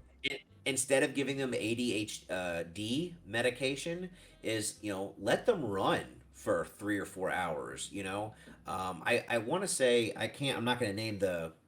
Maybe it's Norway. There's some Norwegian country in which like they don't they don't force all the kids to learn in the exact same way. I really feel like if we had market conditions where people had more choice in the school, if your kid just doesn't care about calculus, doesn't care about advanced biology, all they want to do is turn a wrench, we need to get that person in a school that teaches people how to turn a wrench, how to work on a car, how to work on an air conditioner. Um, and so, my opinion is that American high school students should have to pass the same civics test that new immigrants have to pass to become citizens. I think that's the level of American history or government understanding that you need to have. But ultimately, I believe that if we had more market choices, more market conditions, that there would be these kind of specialty schools that pop up. Just like we have, some art schools today, they're starting to do more and more like STEM schools and things of that nature. Hmm. Montessori I feel, schools. Yeah. yeah, I feel like in the system we have today, my opinion is the dollars should be attached to the students. Now, the libertarian in me would say, I'd rather not give that money to the government in the first place. I'd rather that money just stay with the parents without having to send it off for taxes and then hope for a check back. I would want that money to stay with me first. But, I do recognize that I think a lot of libertarian ideas cannot be implemented as libertarians ideally would want them to on day one. I think there's baby steps. Hmm. I understand that sentiment. It'll upset some more hardcore libertarians for sure that are very fearful of school choice because they believe that it'll mean more regulation of the private sector. As education dollars get attached to students, that will come with strings, which will make our education system less free. And then, of course, there's the school choice paleolibs that are like, well, if you're not rich right now, you're stuck in one school. And if that school sucks for your kid, what are your choices? And so I kind of understand both sides of that argument. I was just curious where you kind of Yeah, I fit in guess, there. I would say that everyone agrees the system we have today doesn't work. Hmm. And again, in my perfect world, um, the dollars aren't attached to the students because the parents never have to depart with those dollars to begin with. Of course. But, um, I feel that your children's school should not be a lottery based on which piece of geography you occupy. That I think people having more choices is better. Fair enough. Um, I have two more policy questions if you have the time. Is that okay? Sure. Yeah. So this one should be a walk in the park for, it's never been a controversial thing here in America. How do you feel about student loan debt and what should we do about it? Yeah, when all that talk, about forgiving student loan came up, I thought about all those nights that I could have been home with my wife. I could have been doing I could have been reading a book, but instead, I'm shuttling people going out on dates. I'm picking them up from work. I'm taking people that have been drinking from bar A to bar B, and again, kind of a flashback to an earlier part of my life where I was working second, third shift, and like I'm really proud that like I think the 1 year I did it fully, I think I earned like an extra $17,000 just from doing that, and that's what paid off our loans early. So personally, I take offense to the ideas that uh, people like me or people who served in the military or people who went to vocational school should blue collar people should be forced to pay off or forgive the debt of other folks. I would be in favor of making student loan debt be you would be able to declare bankruptcy. I think it was Bush, maybe like Biden. I think Biden might even helped create the bill. I'm escaping on that, but essentially, somebody in the 2000s made it to where you can't escape student debt. It follows you until you die. Even if you do Chapter 11 bankruptcy, you can't do it. You can Yeah. consolidate the debt with bankruptcy, but that's it. So I would be in favor of making bankruptcy an option. And I know there's going to be some people who say, "Oh, well, you want me to declare bankruptcy?" I'm not saying it's ideal, right? But I don't feel like I should force other people to bail out your decision. Now, if I had taken out, I don't know, 300 grand to go to an elite Ivy school, and I majored in Russian literature, and then it turns out that the market doesn't supply me with a position to adequately pay that off. Look, it's not. I don't see entrepreneurs. Their businesses fail all the time, right? So, look, you made a decision. It happened. There should be a way for you to get out of it, and I don't think that the current system is fair. I feel like you should be able to declare bankruptcy and absolve that debt that way. What would you say to people that would suggest that by allowing individuals to declare bankruptcy, the cost then would have to be absorbed into higher tuition costs to counterbalance the fact that some people will declare bankruptcy, thus making school even more expensive than it already is? Well, how did school tuition get so expensive? Again, when we went off the gold standard, that these things started creeping up. And so anything that the government puts its fingers in more and more, whether it's healthcare, whether it's education, the price goes up. If the government got into the business of building TVs instead of the price of TVs, constantly falling or the technology constantly advancing, we'd all have one size TV that didn't do all the great things that they do today. But haven't you heard inflation is great for debt? Yeah, no, I don't believe that after I'm taxed on my income, after I'm taxed on the property that I thought I owned, but apparently I have to pay rent for it via property taxes.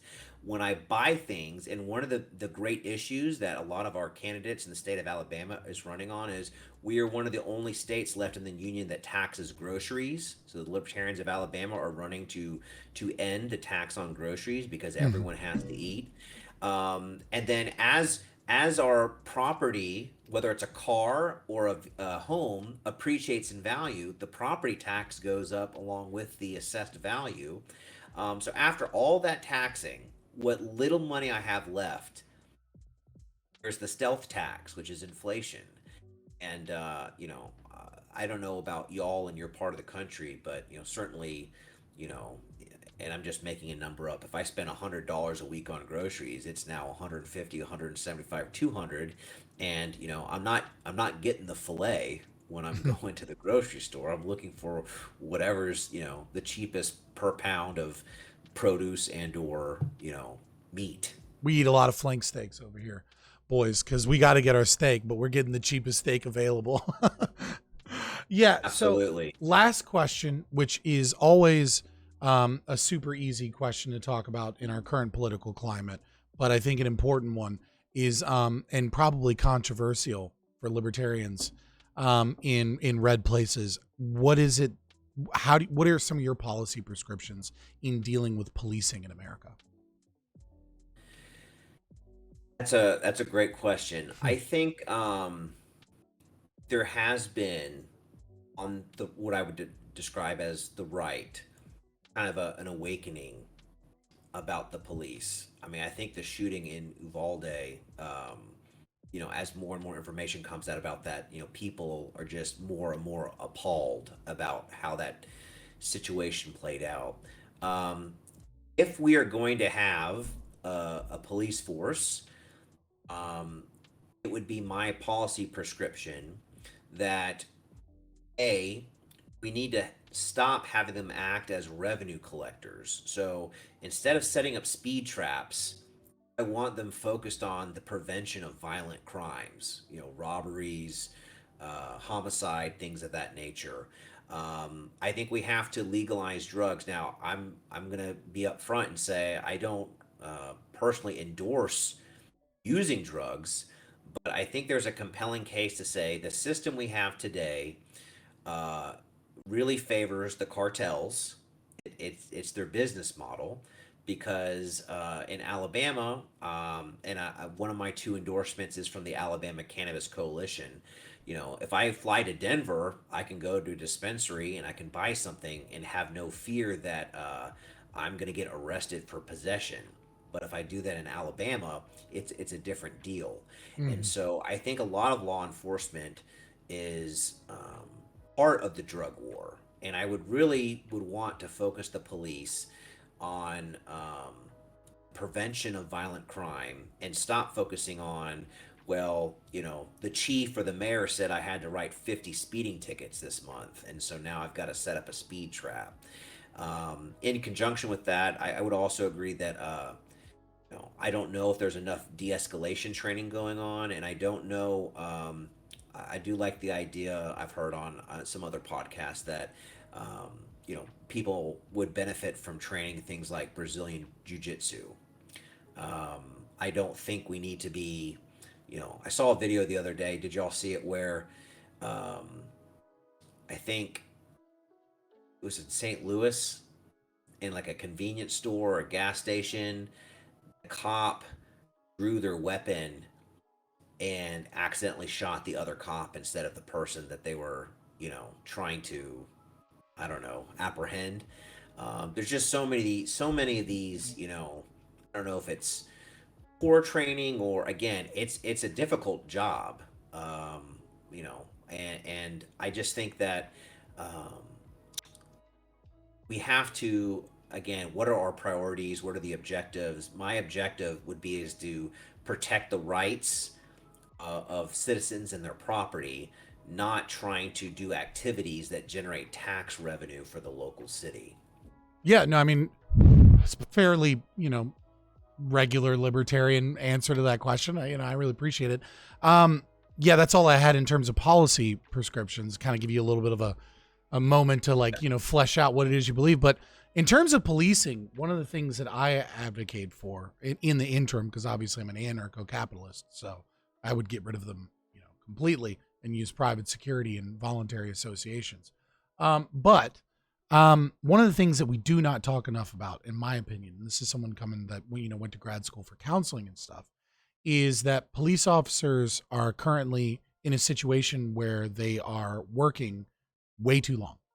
And what this is causing is when you work 12-hour shifts where your hypothalamus is, kind of at an elevated stress state, and you don't have the appropriate time to go home, spend with family, rest, allow that crash, and then allow a normalization of your hormones.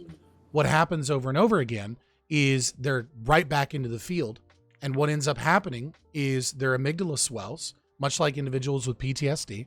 And their fight or flight becomes more likely to engage from regular, day-to-day things.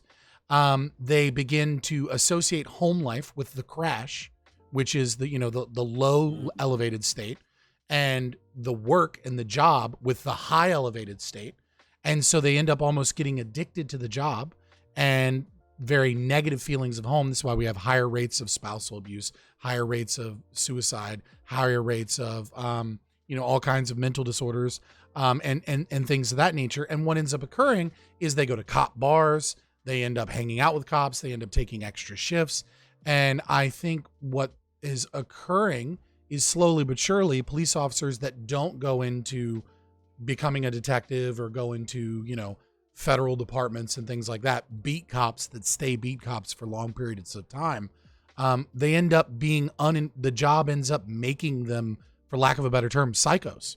I mean, the job gives them PTSD and makes them more likely to act violently, more likely to act aggressively, and things of that. And so I think one of the biggest reforms we need, if we're going to keep the current system, is we've got to limit the hours that police officers are working and hire either more police or, get rid of the war on drugs so we don't need as many police, right? Or increase funding, whatever it is, so that we don't have cops working back-to-back 12 and 15-hour shifts. I don't disagree with any of that. And the only other thing I would add as a tie-in again is certainly I'm not naive to think that there is not evil in the world, because there are people that, for one reason or another, are driven to do evil things. But there are a lot of crimes of economic desperation. And again, if we had both economic policies that actually drove true economic growth in our communities in conjunction with a currency that didn't lose its value, I think that you would find that people would say, well, I could, go rob this store. Or there's kind of a famous gas station out of Texas that has expanded over to Alabama. It's called Buc-ee's. Highly recommend it. They pay their people I've never really been, well. but I hear so many good things about Buc-ee's. Everyone's like, you got to go to Buc-ee's. Yeah, well, not only is it just kind of a cultural experience as the customer, but they pay their people really well, and the employees are happy when you interact with them, and you don't usually get that. You go to a lot of retail places, and so again, we need economic policies and reform to our fiat system in which there is just so much abundant opportunity out there that the opportunity cost to do a crime of economic desperation is blown away in comparison to, oh gosh, Buc-ee's is hiring. They're starting out at, I don't know what it is, 15, 18, something out. It's way above whatever the minimum is. And I think that's a part of their secret sauce is they pay their people well, and their people are happy to work there. That's awesome. So what I'd like to do now is transition to audience Q&A, and then whenever you want, whenever the questions dry up or whenever you feel like you got to get out of here, let me know. And before we get out of there to the Q&A, I'd like to give you an opportunity to pimp your stuff, let people know where they can contact you. If you're in the Twitch chat stream right now, if you are, post all of those links and how people can get in contact with you for other representatives, how people can get in contact with LP. I know that you said you'd be willing to let people reach out to you to try and hook you up with their local representative or their local Discord or whatever that is. Definitely let all that occur now, unless of course you had something you wanted to ask to me or anything. We can, of course, do that as well. Yeah, well, I will say this. I am past the point of I was going to read to my oldest, but I'm pretty sure by this point my wife has stepped in. So thank you to her for taking care of that for me. I appreciate it. That's one of the things I've told voters. Is I am a very busy professional work wise, but I have to travel a lot for work now. And when I'm home, I want to spend time with my family. I read to my kids almost, we kind of alternate, but we try to do 30 minutes a night. And again, are they naturally gifted or does it help? But, their vocabulary seems fairly advanced from. Always read to your kids. Always. Yeah. Period. Big time. So I think I'm cool to stay on. Look, there's a couple of different places you can find me. I have a campaign website. It's Johnny C. Cochran, 4al.com. If you do a Google image search of Johnny C. Cochran, you'll notice my step uncle, Johnny Cochran, takes up most of it. But you will see my face up there. Twitter is at Johnny C. Cochran. On Twitch, it's Johnny Bama. I haven't really done a whole lot of streaming. That's coming.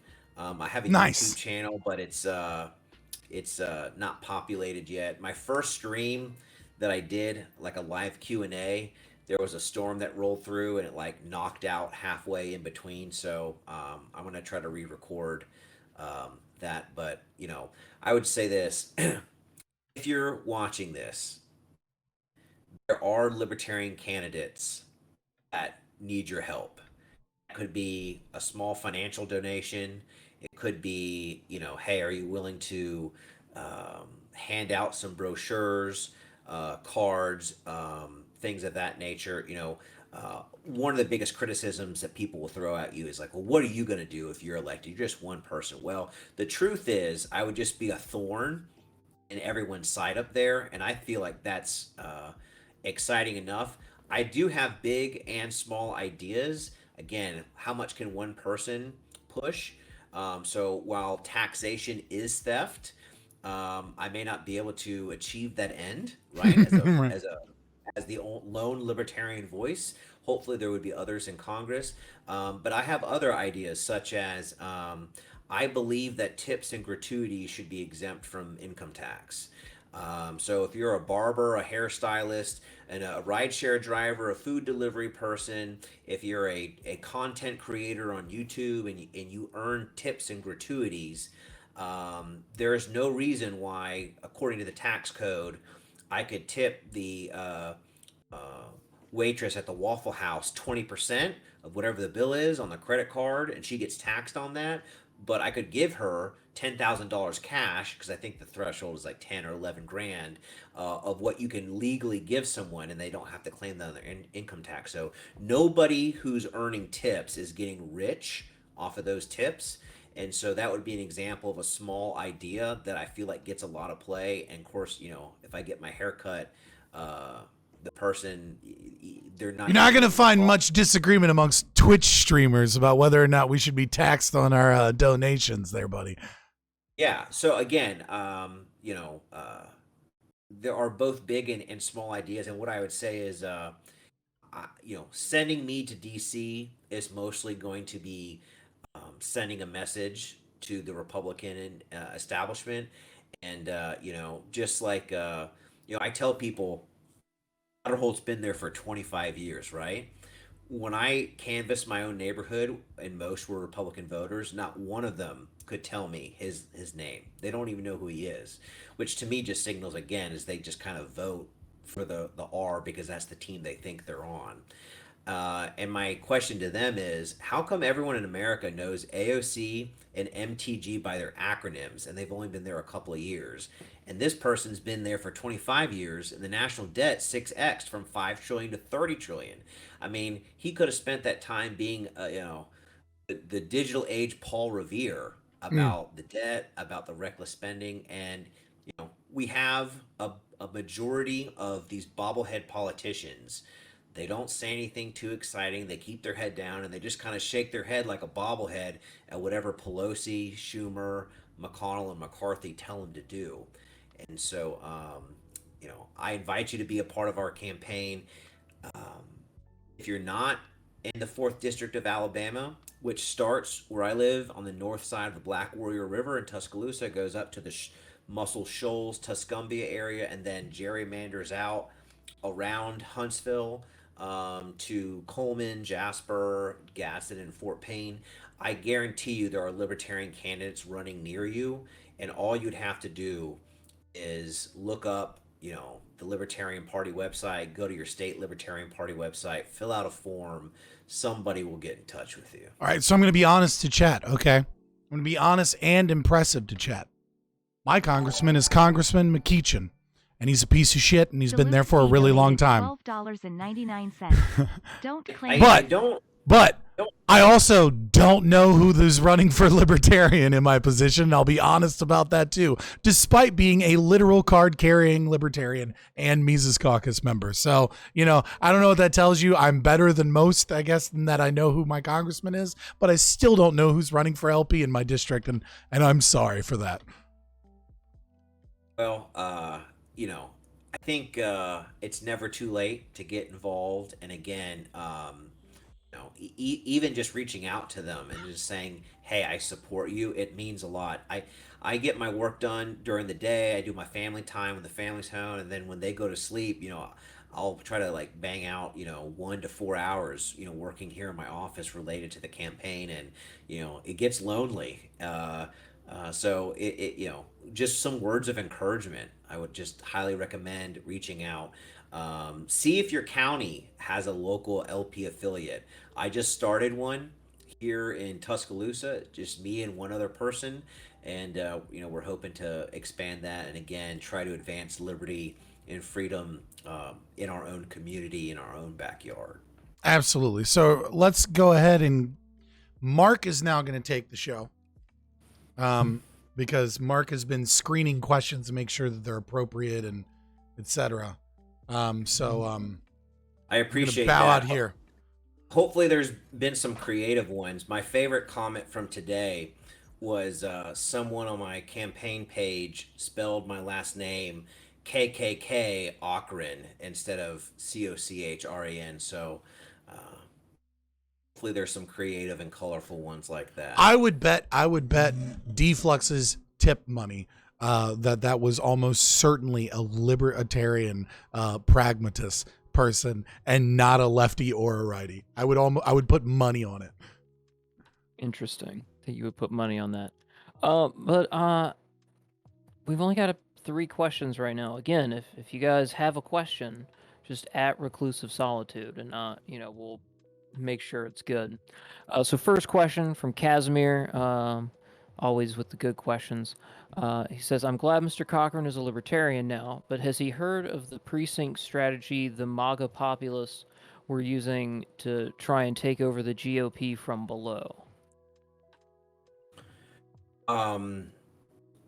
I don't specifically, I don't know if I've heard that phrase, but I mean, it would not surprise me that a great political strategy would be is to try to influence things at the local level. In my experience in the GOP, I tried to do that. I tried to go to the Republican meetings and influence things in a libertarian way.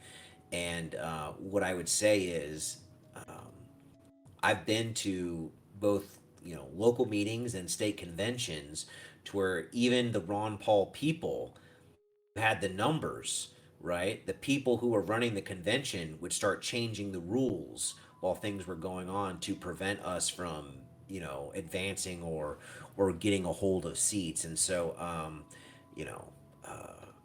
I totally buy the idea of libertarians running at the local level. We have 60 candidates here in Alabama. We have 0 elected, but there are states like Pennsylvania that I believe have over 150 local and state, different titles that ran with the Libertarian Party. And so my intent was to run as a local candidate. It turns out that to run for a state rep position, you have to be a resident for 2 years. And I hadn't met that requirement, having just moved back to Alabama from Baltimore. So when I said, "Hey, sorry, y'all, I said I was going to run for this, but I can't do it," they said, "Well, you know what you do qualify for? United States Congress," because the only thing in the qualifications is in the Constitution. So I kind of got volunteered into a higher position, but as I've gotten into it, I just get more and more excited and having conversations again with real people. And I had a touching message from a woman the other day who just said, there's people in her community that are considering filing for bankruptcy just because they can't afford. Now, do I know, did they buy too big a house and maybe that was an error? I don't know that detail, but there are real people who are really hurting, And all the people in DC are doing is putting on this January 6th show trial instead of actually trying to help people who are hurting. And I think that's disgusting. A lot of people have asked questions about January 6th, and I guess my position is, um, how were people, how was the most well-armed populace going to have a coup in which they didn't bring any of their weapons? And how do you control a country by occupying a room in a building for a couple hours?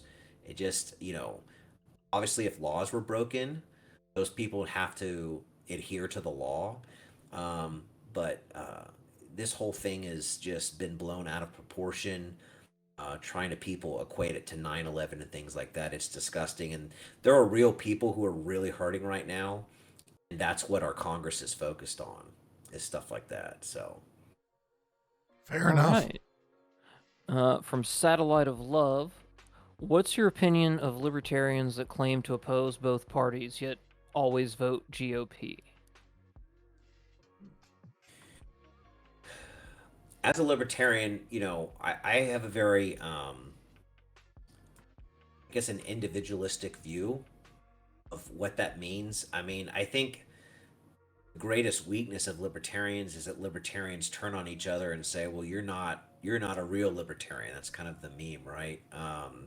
And so, I've had that question posed to me. They said, if you go to Congress, which way are you going to vote? Are you going to vote with the Democrats more or the Republicans more? And my answer was, truthfully, I'm probably going to vote no on almost everything, because almost everything they vote for, is probably not allowed by the Constitution.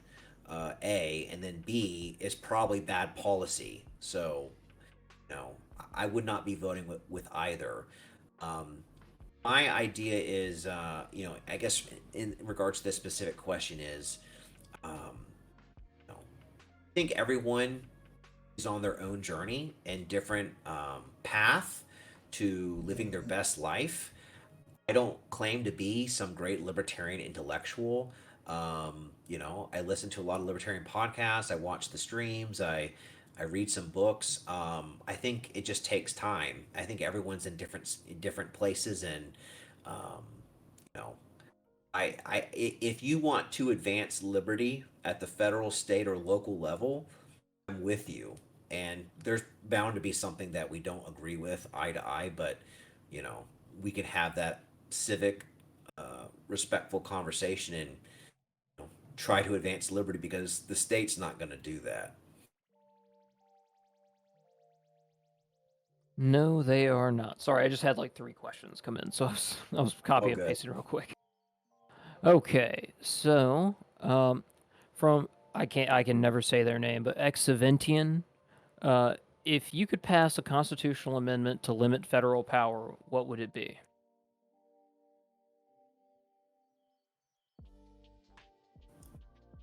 I, you know, the stage that I'm at in my libertarian journey really focuses. You've heard me say the fiat money. So, in my opinion, I believe that whether it's uh, I would want some sort of language that would bar a central banking authority. I really do feel like so many of the issues of our country and the world could be fixed by fixing the money. And so we have to figure out a way to separate, um, you know, central planners who somehow can account for all the infinite variables of every member of the population and their preferences, their selections, and their choices and their activities, versus just letting the free market work. It's a very founding fathers answer of you. I feel like Thomas Jefferson would agree, amongst many others. Yeah.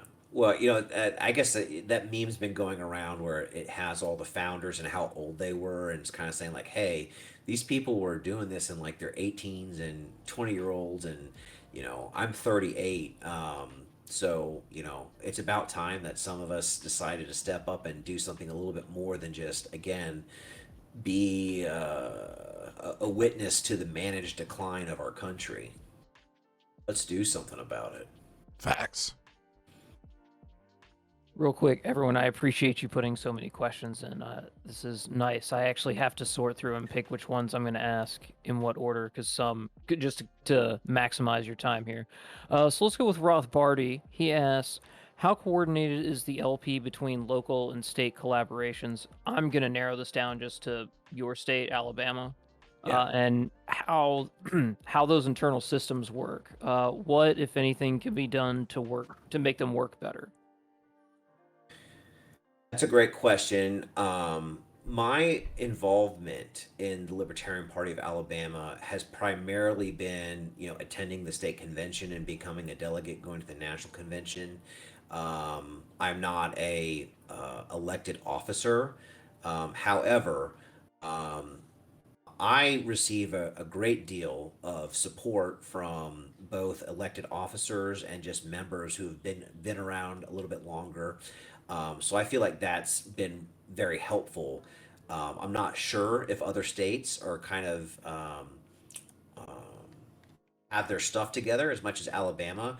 We have a great chair, Gavin, who's also running for Congress in District 7, that I think is doing this full time. Like this is how he's um, spending his time, is trying to advance liberty here in the state of Alabama. I don't know if I could comment about what the relationship is between the national party and the state party, other than I believe there's dialogue lines open and that they're used regularly. And then here recently, I know that I personally have reached out to um, Dave Brenner, who is our region rep, who's was elected at in Reno, just with two small asks, and he helped me out. So we were doing a birthday fundraiser where I had raised, X amount of dollars, and was trying to say, hey, if you donate on my birthday, your gift will be matched 1 to 1 up to this amount. And so he was able to help amplify that on social media across the official LP channels and stuff like that. So, you know, everything I've seen so far indicates that there's a lot of momentum and excitement both within our local state party and at the national level, and I am excited to see how we continue to get support. That's good to hear. Wasn't honestly expecting that. That's awesome. I mean, I think there's always more, and again, maybe someone who's an elected officer of the state would say otherwise, but I was very pleased with state convention and in Reno. I mean, I mentioned earlier how I'd go to these events and I would meet the upper crust of society. I went to the state convention, I met a nurse, I met an environmental activist, I met a truck driver, I met salt of the earth people. And sometimes when I watch these politicians in DC, I mean, I guess the joke is like, are they lizard people? Because they don't even seem like real people. It seems like, their hired consultant has told them, you're like, what was that moment when Chris Christie broke Marco Rubio in the debate? You know what I'm talking about? No, I don't remember. Sorry. There was, I don't remember the particulars other than Marco Rubio gave some super canned answer and Chris Christie like busted him. He's like, oh, blah, blah, blah. And then whatever Marco Rubio had said, he like repeated again, like he was a strange robot. And Chris Christie was like, you see? And like, it was kind of like one of those moments where like, when Tulsi kind of knocked out Kamala Right. during the debates or whatever, that was kind of what knocked out Marco Rubio, which I found amusing. I was just laughing at like this hand gesture that they all do. Yeah, this one right here. Yeah. I got your nose like I got your taxes. Sorry. Someone in chat says it was the quote, Obama knows what he's doing line. Okay. Yeah. I just remember just laughing so hard that again, we have this system where like, there's a lot of politicians in Alabama in which like Tommy Tuberville is our I guess he's now the senior senator now that Shelby retired. But literally he ran the Joe Biden playbook, which is don't do any public appearances and don't say anything, right? Because if Your you say district that, is safe enough, then, all you got to do yeah, is not mess up. yeah, and so I just feel that's a shame because, like, again, one of my goals is to be the most accessible candidate in the race. So I have made the pledge that if anyone reaches out to me with a question, I'll do my best to answer it. And if the answer isn't to their satisfaction, we can cross paths on the campaign trail, or maybe we'll do a live stream and we'll bring some constituents up via streaming to try to have that longer form conversation. And again, I don't expect everyone to agree with what I have to say, but um, I have friends who are on the left side of the spectrum, and while they don't agree with me politically, they know I'm a good dude. Um, so Fair enough. yeah, yeah. All right, another good one from Casimir. If the LP nominates a candidate I consider damagingly horrible, should I be strategic and stay quiet, or should I use my full capacity to try and take them down? Example: Would you run up the stage to block or evict the fat guy dancing at that famous convention? You know, that was before my time in the LP. I am familiar with the visual because I'm pretty sure I saw that at some point.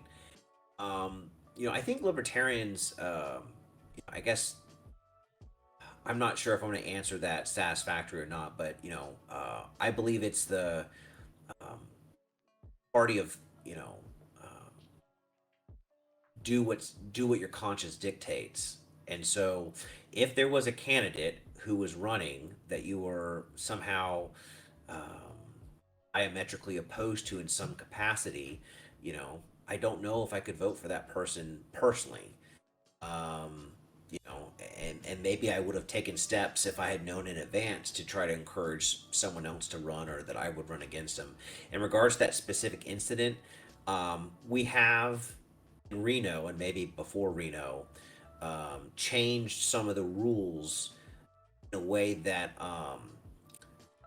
try to encourage only the more serious candidates to get up on stage. Now, a lot of people in Reno got a little upset at that, saying, well, hey, aren't we the party that, the major candidates, they try to keep us off, the ballot and stuff like that. In my opinion, um, I don't want 15 people up on that stage. It should be the handful of people that have not just decided to run, but people that have put in some work, have an organization, and want to speak to those aims. So I can't guarantee that someone won't run up on the stage and act foolish in the future, but I believe they've taken some steps. Um, Hopefully, only encourage the more serious candidates have stage time. All right. I'm gonna interject for just a second because I know what he's talking about, and he's being very polite and politic. I'm gonna give you an opportunity to also say, look, this is party politics, and I don't want to, and I want to sidestep it, and I totally understand that if you do. He's talking about Carolyn Borisenko. A lot of people in the LP feel that Carolyn Borisenko is a narcissist that has attacked massive amounts of content creators, myself as well, defamed me, defamed Deb Thillman, defamed Kieran White, defamed several people in the Liberty movement, and she is the gubernatorial candidate for New Hampshire, which is kind of the flagship state. And so a lot of people are wondering, like, what should we do about this position if we feel like they're damaging to the LP? Should we use everything we can to stop them, or should we, focus on the positive things and, try and hope for a better candidate in the future? Yeah, I don't know this individual, so I can't speak to any specifics. I will say, when there was a debate, and I've met Dave Smith once. Lucky you. I don't really know Nick, but when they had that debate, and it was like, hey, if Dick Cheney ran on the Libertarian Party, we'd have to support him, and I'm like, that doesn't sit right with me. I could not support a Dick Cheney LP. He used Hitler. Hitler. He said it. He took the. He was like, yeah, you'd have to vote for Hitler if the LP ran them. Let me be very clear. I do not support Adolf Hitler on the libertarian ticket. So, look, if there was a candidate, again, who is running for the Libertarian Party, you know, just by nature, I'm more of a positive person. I'm not a negative person. Now, if Hmm. I'm in the wrestling ring, maybe a little bit different. But, how I would conduct myself, I probably would not focus energy in tearing other people down. I would be focusing my energy on building other people up. That's how I would handle it. And again, if there was someone who really, for whatever reason, just rubbed me the wrong way, I wouldn't be able to vote for them. I'm thankful that even though there are other candidates running up and down our ticket, and I've met some of them, there's some things that I might disagree with some of them, but again, I think all the people I've interacted with in the state of Alabama sincerely want to improve their communities and advance liberty, and wherever I can find agreement with those folks, I'm going to try to help them. Hell yeah, that's a great answer. Yeah, I like that. All right. So Deflux sent us a lot of questions. I'm going to start with probably the best one. Do you think SCOTUS should end the substantive due process practice as hinted by Justice Thomas?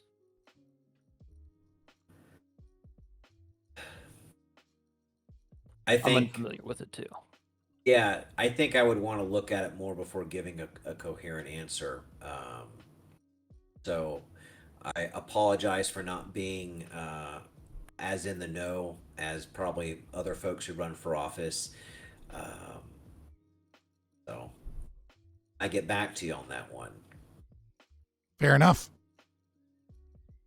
Send me an email, Johnny C. Cochran 4al@gmail.com. And again, that is my commitment. Certainly, I made that commitment to voters of District 4, but I'm sure if you asked it, someone else might. So I'll look into it.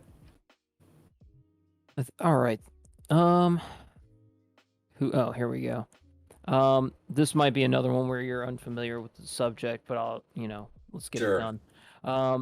From Will's Outdoor Adventures, what do you think about rewilding? I assume that means just like letting large swaths of land return kind of to a primitive, untouched state. Yeah, being honest, I have not heard that term before. But what I will say is this is if it's your property, you should be able to do with it what you want. So if you own a swath of land and you want it to become primitive, assuming that that's not harming others or others' property, I would see no issue with that. Fair enough. Good answer. Thought I'd give you an easier one. From Policy Wonker, what is your stance on vaping? Keeping in mind that the vapor industry is the fastest growing and now largest small business industry. Yeah, yeah, there's a vape shop or two in every How community that do I've you ever driven feel? through. So what I would say is this is me personally, I do not vape. I do not smoke. I'm not a doctor. I don't know what the outcome of inhaling things into your lungs from a cigarette or a pipe or vape does to your lungs, but it's your body, it's your health. You make decisions. You're an adult. I do not support the government's crackdown on vaping. I don't support um, what they're trying to do with tobacco right now. I think they're trying to take nicotine out of it. I mean, I would say let the market work. If I was a tobacco company, create some nicotine free products or reduced nicotine or whatever, and let your consumers decide if they want the Marlboro Red or if they want the thing that's going to help them quit. I don't think you can legislate things like morality and behavior. I think that we can try to set good examples. We can try to answer questions for people if they have questions, but you know, again, we're on a rock hurling through space for I don't know how long. I just want you to live your best life and try to reach your true potential because that's what I'm trying to do. All right, that was a good answer. From Satellite of Love again, when is it appropriate for government to step in for a market failure? Like a monopoly or tragedy of the commons or war production. That's the examples they've decided to lay out. Yeah, I mean, I guess my generic overarching answer is, I mean, the government should not be interfering in the market, right? So, when we saved General Motors, that shouldn't have happened. You know, People say, again, bankruptcy is this big scary thing. Like, someone would have found value in those distressed assets and would have purchased them and hopefully would have been more productive with those assets, would have hired those productive, skilled workers, to work for, you know, GM 2.0 or whatever that is. So I don't believe, I mean, I don't think the government does anything well. So we need to try to figure out ways to prevent them from interfering in the natural course of things. Now, I heard something about wartime production and stuff like that. Again, um, I believe if we fix the money, and certainly I'm a student of Bitcoin, I'm learning as much as I can about that. There are some people that I've read or listened to that think that when you have something like a Bitcoin as a potential avenue of storing and transacting value, it actually disincentivizes violence between actors or between states.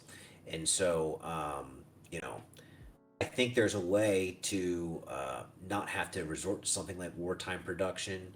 Um, if we're living in this country and the country goes to war, I think that there would be market participants that may choose to, again, convert their factory from producing widgets to producing bullets or something to that effect.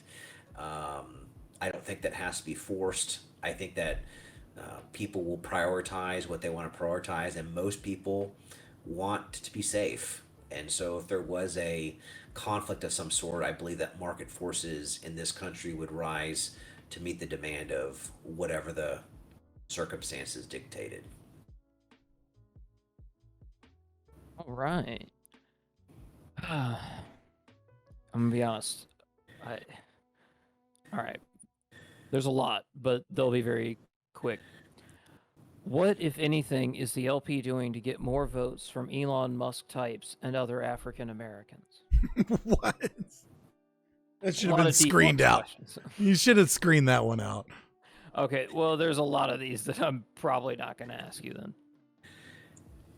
I think what the new folks running the LNC recognize is, in addition to trying to win elections, we have to influence culture. And so I do feel like there is a movement, and I'm not saying that's top down from the LNC, but a mixture of, some direction at the top, but then a lot of grassroots people, again, podcasting, writing books, creating content, that we have to affect the culture, and that over time, that will help us out during election season. So I'm not familiar with the fundraising efforts of the LNC, other than when I was at Reno, they announced that they raised a significant amount of money via lifetime memberships. And I want to say, I don't know if it was 1 month or a couple months, but since Reno, I think they raised more money in that month or those 2 months than they did the entire year prior. So again, I think there's a lot of excitement, and I think a lot of that came from, Michael Heiss and his planning on how to try to bring some of that energy from the Ron Paul revolution, that maybe didn't feel welcomed within the Libertarian Party, to now there is a home for us here. All right, all right. Um, What? Oh, hang. Where is it? Where is it? There we go. What would you say is the most important part of the libertarian messaging that needs to improve?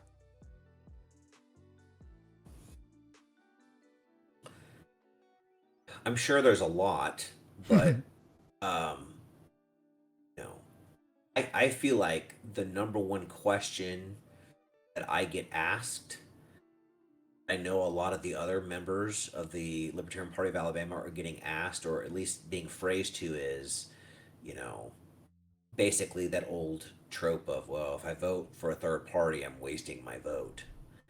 And I feel like, maybe that doesn't seem like a hard question, but these people have been conditioned from, their education that we have a two-party system. Ever since Ross Perot had his showing as a third-party candidate, they tightened that down in terms of who's allowed into the debates, and you have a corporate media that doesn't give a whole lot of love or shine to third parties, and so I think that seems like a low hurdle, one that we have to jump over a whole bunch. So, to reiterate, in my race, I'm talking to a Democrat. I say, look, we're in a heavily gerrymandered red state. The Republicans have kind of stacked against the Democratic Party. And they would say, yeah. I said, this guy that you nominated last time lost 82 to 18. Not looking real good for him to get elected. By the way, I have to say this. This is actually what drove me to actually enter the race. Was I saw the Democrat person win the primary, and they had a little local news thing on him, and they asked him, like, what should we do regarding Ukraine, and he basically gave a Republican answer, which is, yeah, we just need to keep sending money and weapons over there, as opposed to how about we get some adults in the room, try diplomacy, and come up with a settlement solution that, again, no one's going to be happy about, but why do we have to continue fighting a proxy war using the innocent lives of Ukrainian citizens? Why do I, as a 38-year-old, have to be the adult in the room when we have these two men who are, I don't know if they have 15 or 20 years on me, but I mean, surely they would know better. But so if you're a Democrat, if you vote for Mr. Neighbors, it's a wasted vote because he got trounced 82 to 18.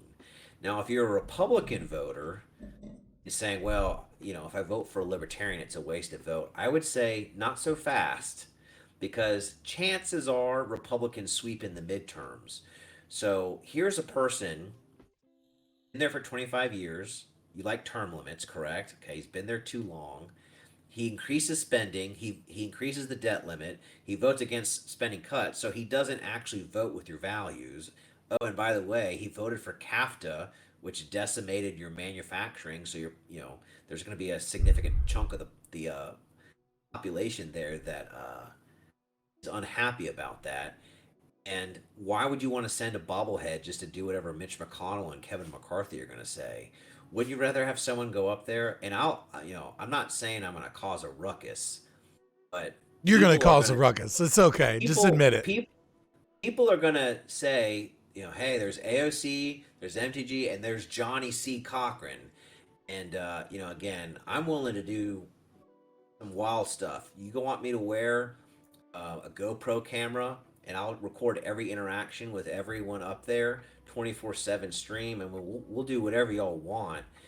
They're probably not going to let me into too many meetings, but that's because we don't have a representative constitutional republic. The people at the top, they get the bills handed to them from some lobbyists, and then they let the people know, hey, we're going to vote on this afternoon, and then they just vote without reading it. But we're going to have some fun up there. And again, this newspaper guy was interviewing me. He said, well, you're not really going to win. I mean, you're just trying to get him to move to the right. I said, no, I don't want that guy there anymore. He doesn't represent the people of Alabama. And again, the country's going so fast off the rails. I really think there's only a little bit more time to try to right the ship before everything falls apart. I feel like there is kind of there is a sense among Alabamians that I don't think it's going to devolve what other places are. I mean, I remember being in Baltimore, and about to take my mom, who was visiting, out to dinner. I happened to turn on the TV, and I think it was Freddie Gray riots were happening. I was like, Hmm. oh, we better not go downtown because something's going on. So I think there's going to be communities like that, um, unfortunately experience some sort of violence, and I think it can all be prevented. And again, it's the establishment class that's stealing all the china off the Titanic while we just slowly descended to the ocean. Oh gosh. Oh man. Well, I think you the one thing you're missing, the one card you're missing is the Okay. memes, right? Like you've got to vote for Johnny C. Cochran for the memes alone, because the Kardashian and OJ memes that will be all over the internet if there is Johnny Cochran representing the LP in at the federal level will be amazing. Yeah. Well, yeah, I mean, if you have memes, send them to me. I do not have the skill to create them, but You I heard him, have been boys. Find I him on have been Twitter and send Johnny Cochran libertarian yeah. memes as much as you want. Yeah, I have been trying to workshop some slogans. So like, if the two old parties ain't legit, you must quit voting for them.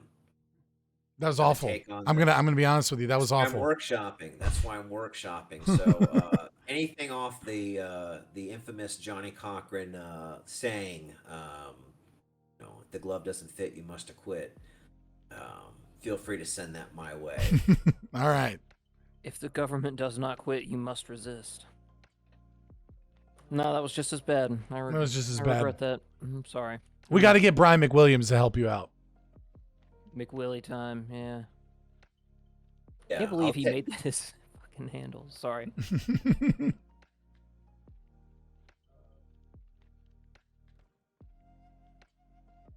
We did have one request. Will you fly the ANCAP flag at your table on the House floor? I can arrange that.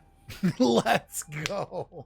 That seemed like an easy ask. It seems like it's dying down. I don't want to overburden you with too many questions. I mostly just have ridiculous ones left at this point. Yeah, I would presume so. Man, thank you so much for coming by. Definitely check out his website. Definitely get in contact with him, or get in contact with your local LP representative or county. A lot of these people have like quiet discords, but if you can get involved with the movement, definitely do so. Is there anything that you wanted to say before you got out of here? Yeah, I guess I'll just close with this. My campaign is exciting to me. If you want to get involved, I'll help facilitate that. More than anything, join your local Libertarian Party affiliate. Usually they try to do one in every county. If you live in a sparsely populated county, it's probably the next county over. Or help start one. There are so many cool things that are being worked on in the background, with the goal being, let's advance liberty in our own communities. Things like Scott Horton's Defend the Guard, some other things that I think are still being ironed out and worked on. But the idea is these are real things that we can go to your local politicians and your mayors, your sheriffs, try to get buy-in and agreement, and we can start dismantling the state at the local level. And really, that's what matters the most, because that's where you live, work, and play. So I would highly recommend go to the Libertarian Party website, go to your state party website, see if there is a local county affiliate. If not, reach out to the state party and ask how many people you would need to start one. And that's what I did. Me and another guy, we started the Tuscaloosa County Libertarian Party. So that's my ask to everybody. Absolutely. Thank you so much for coming by. You're welcome anytime.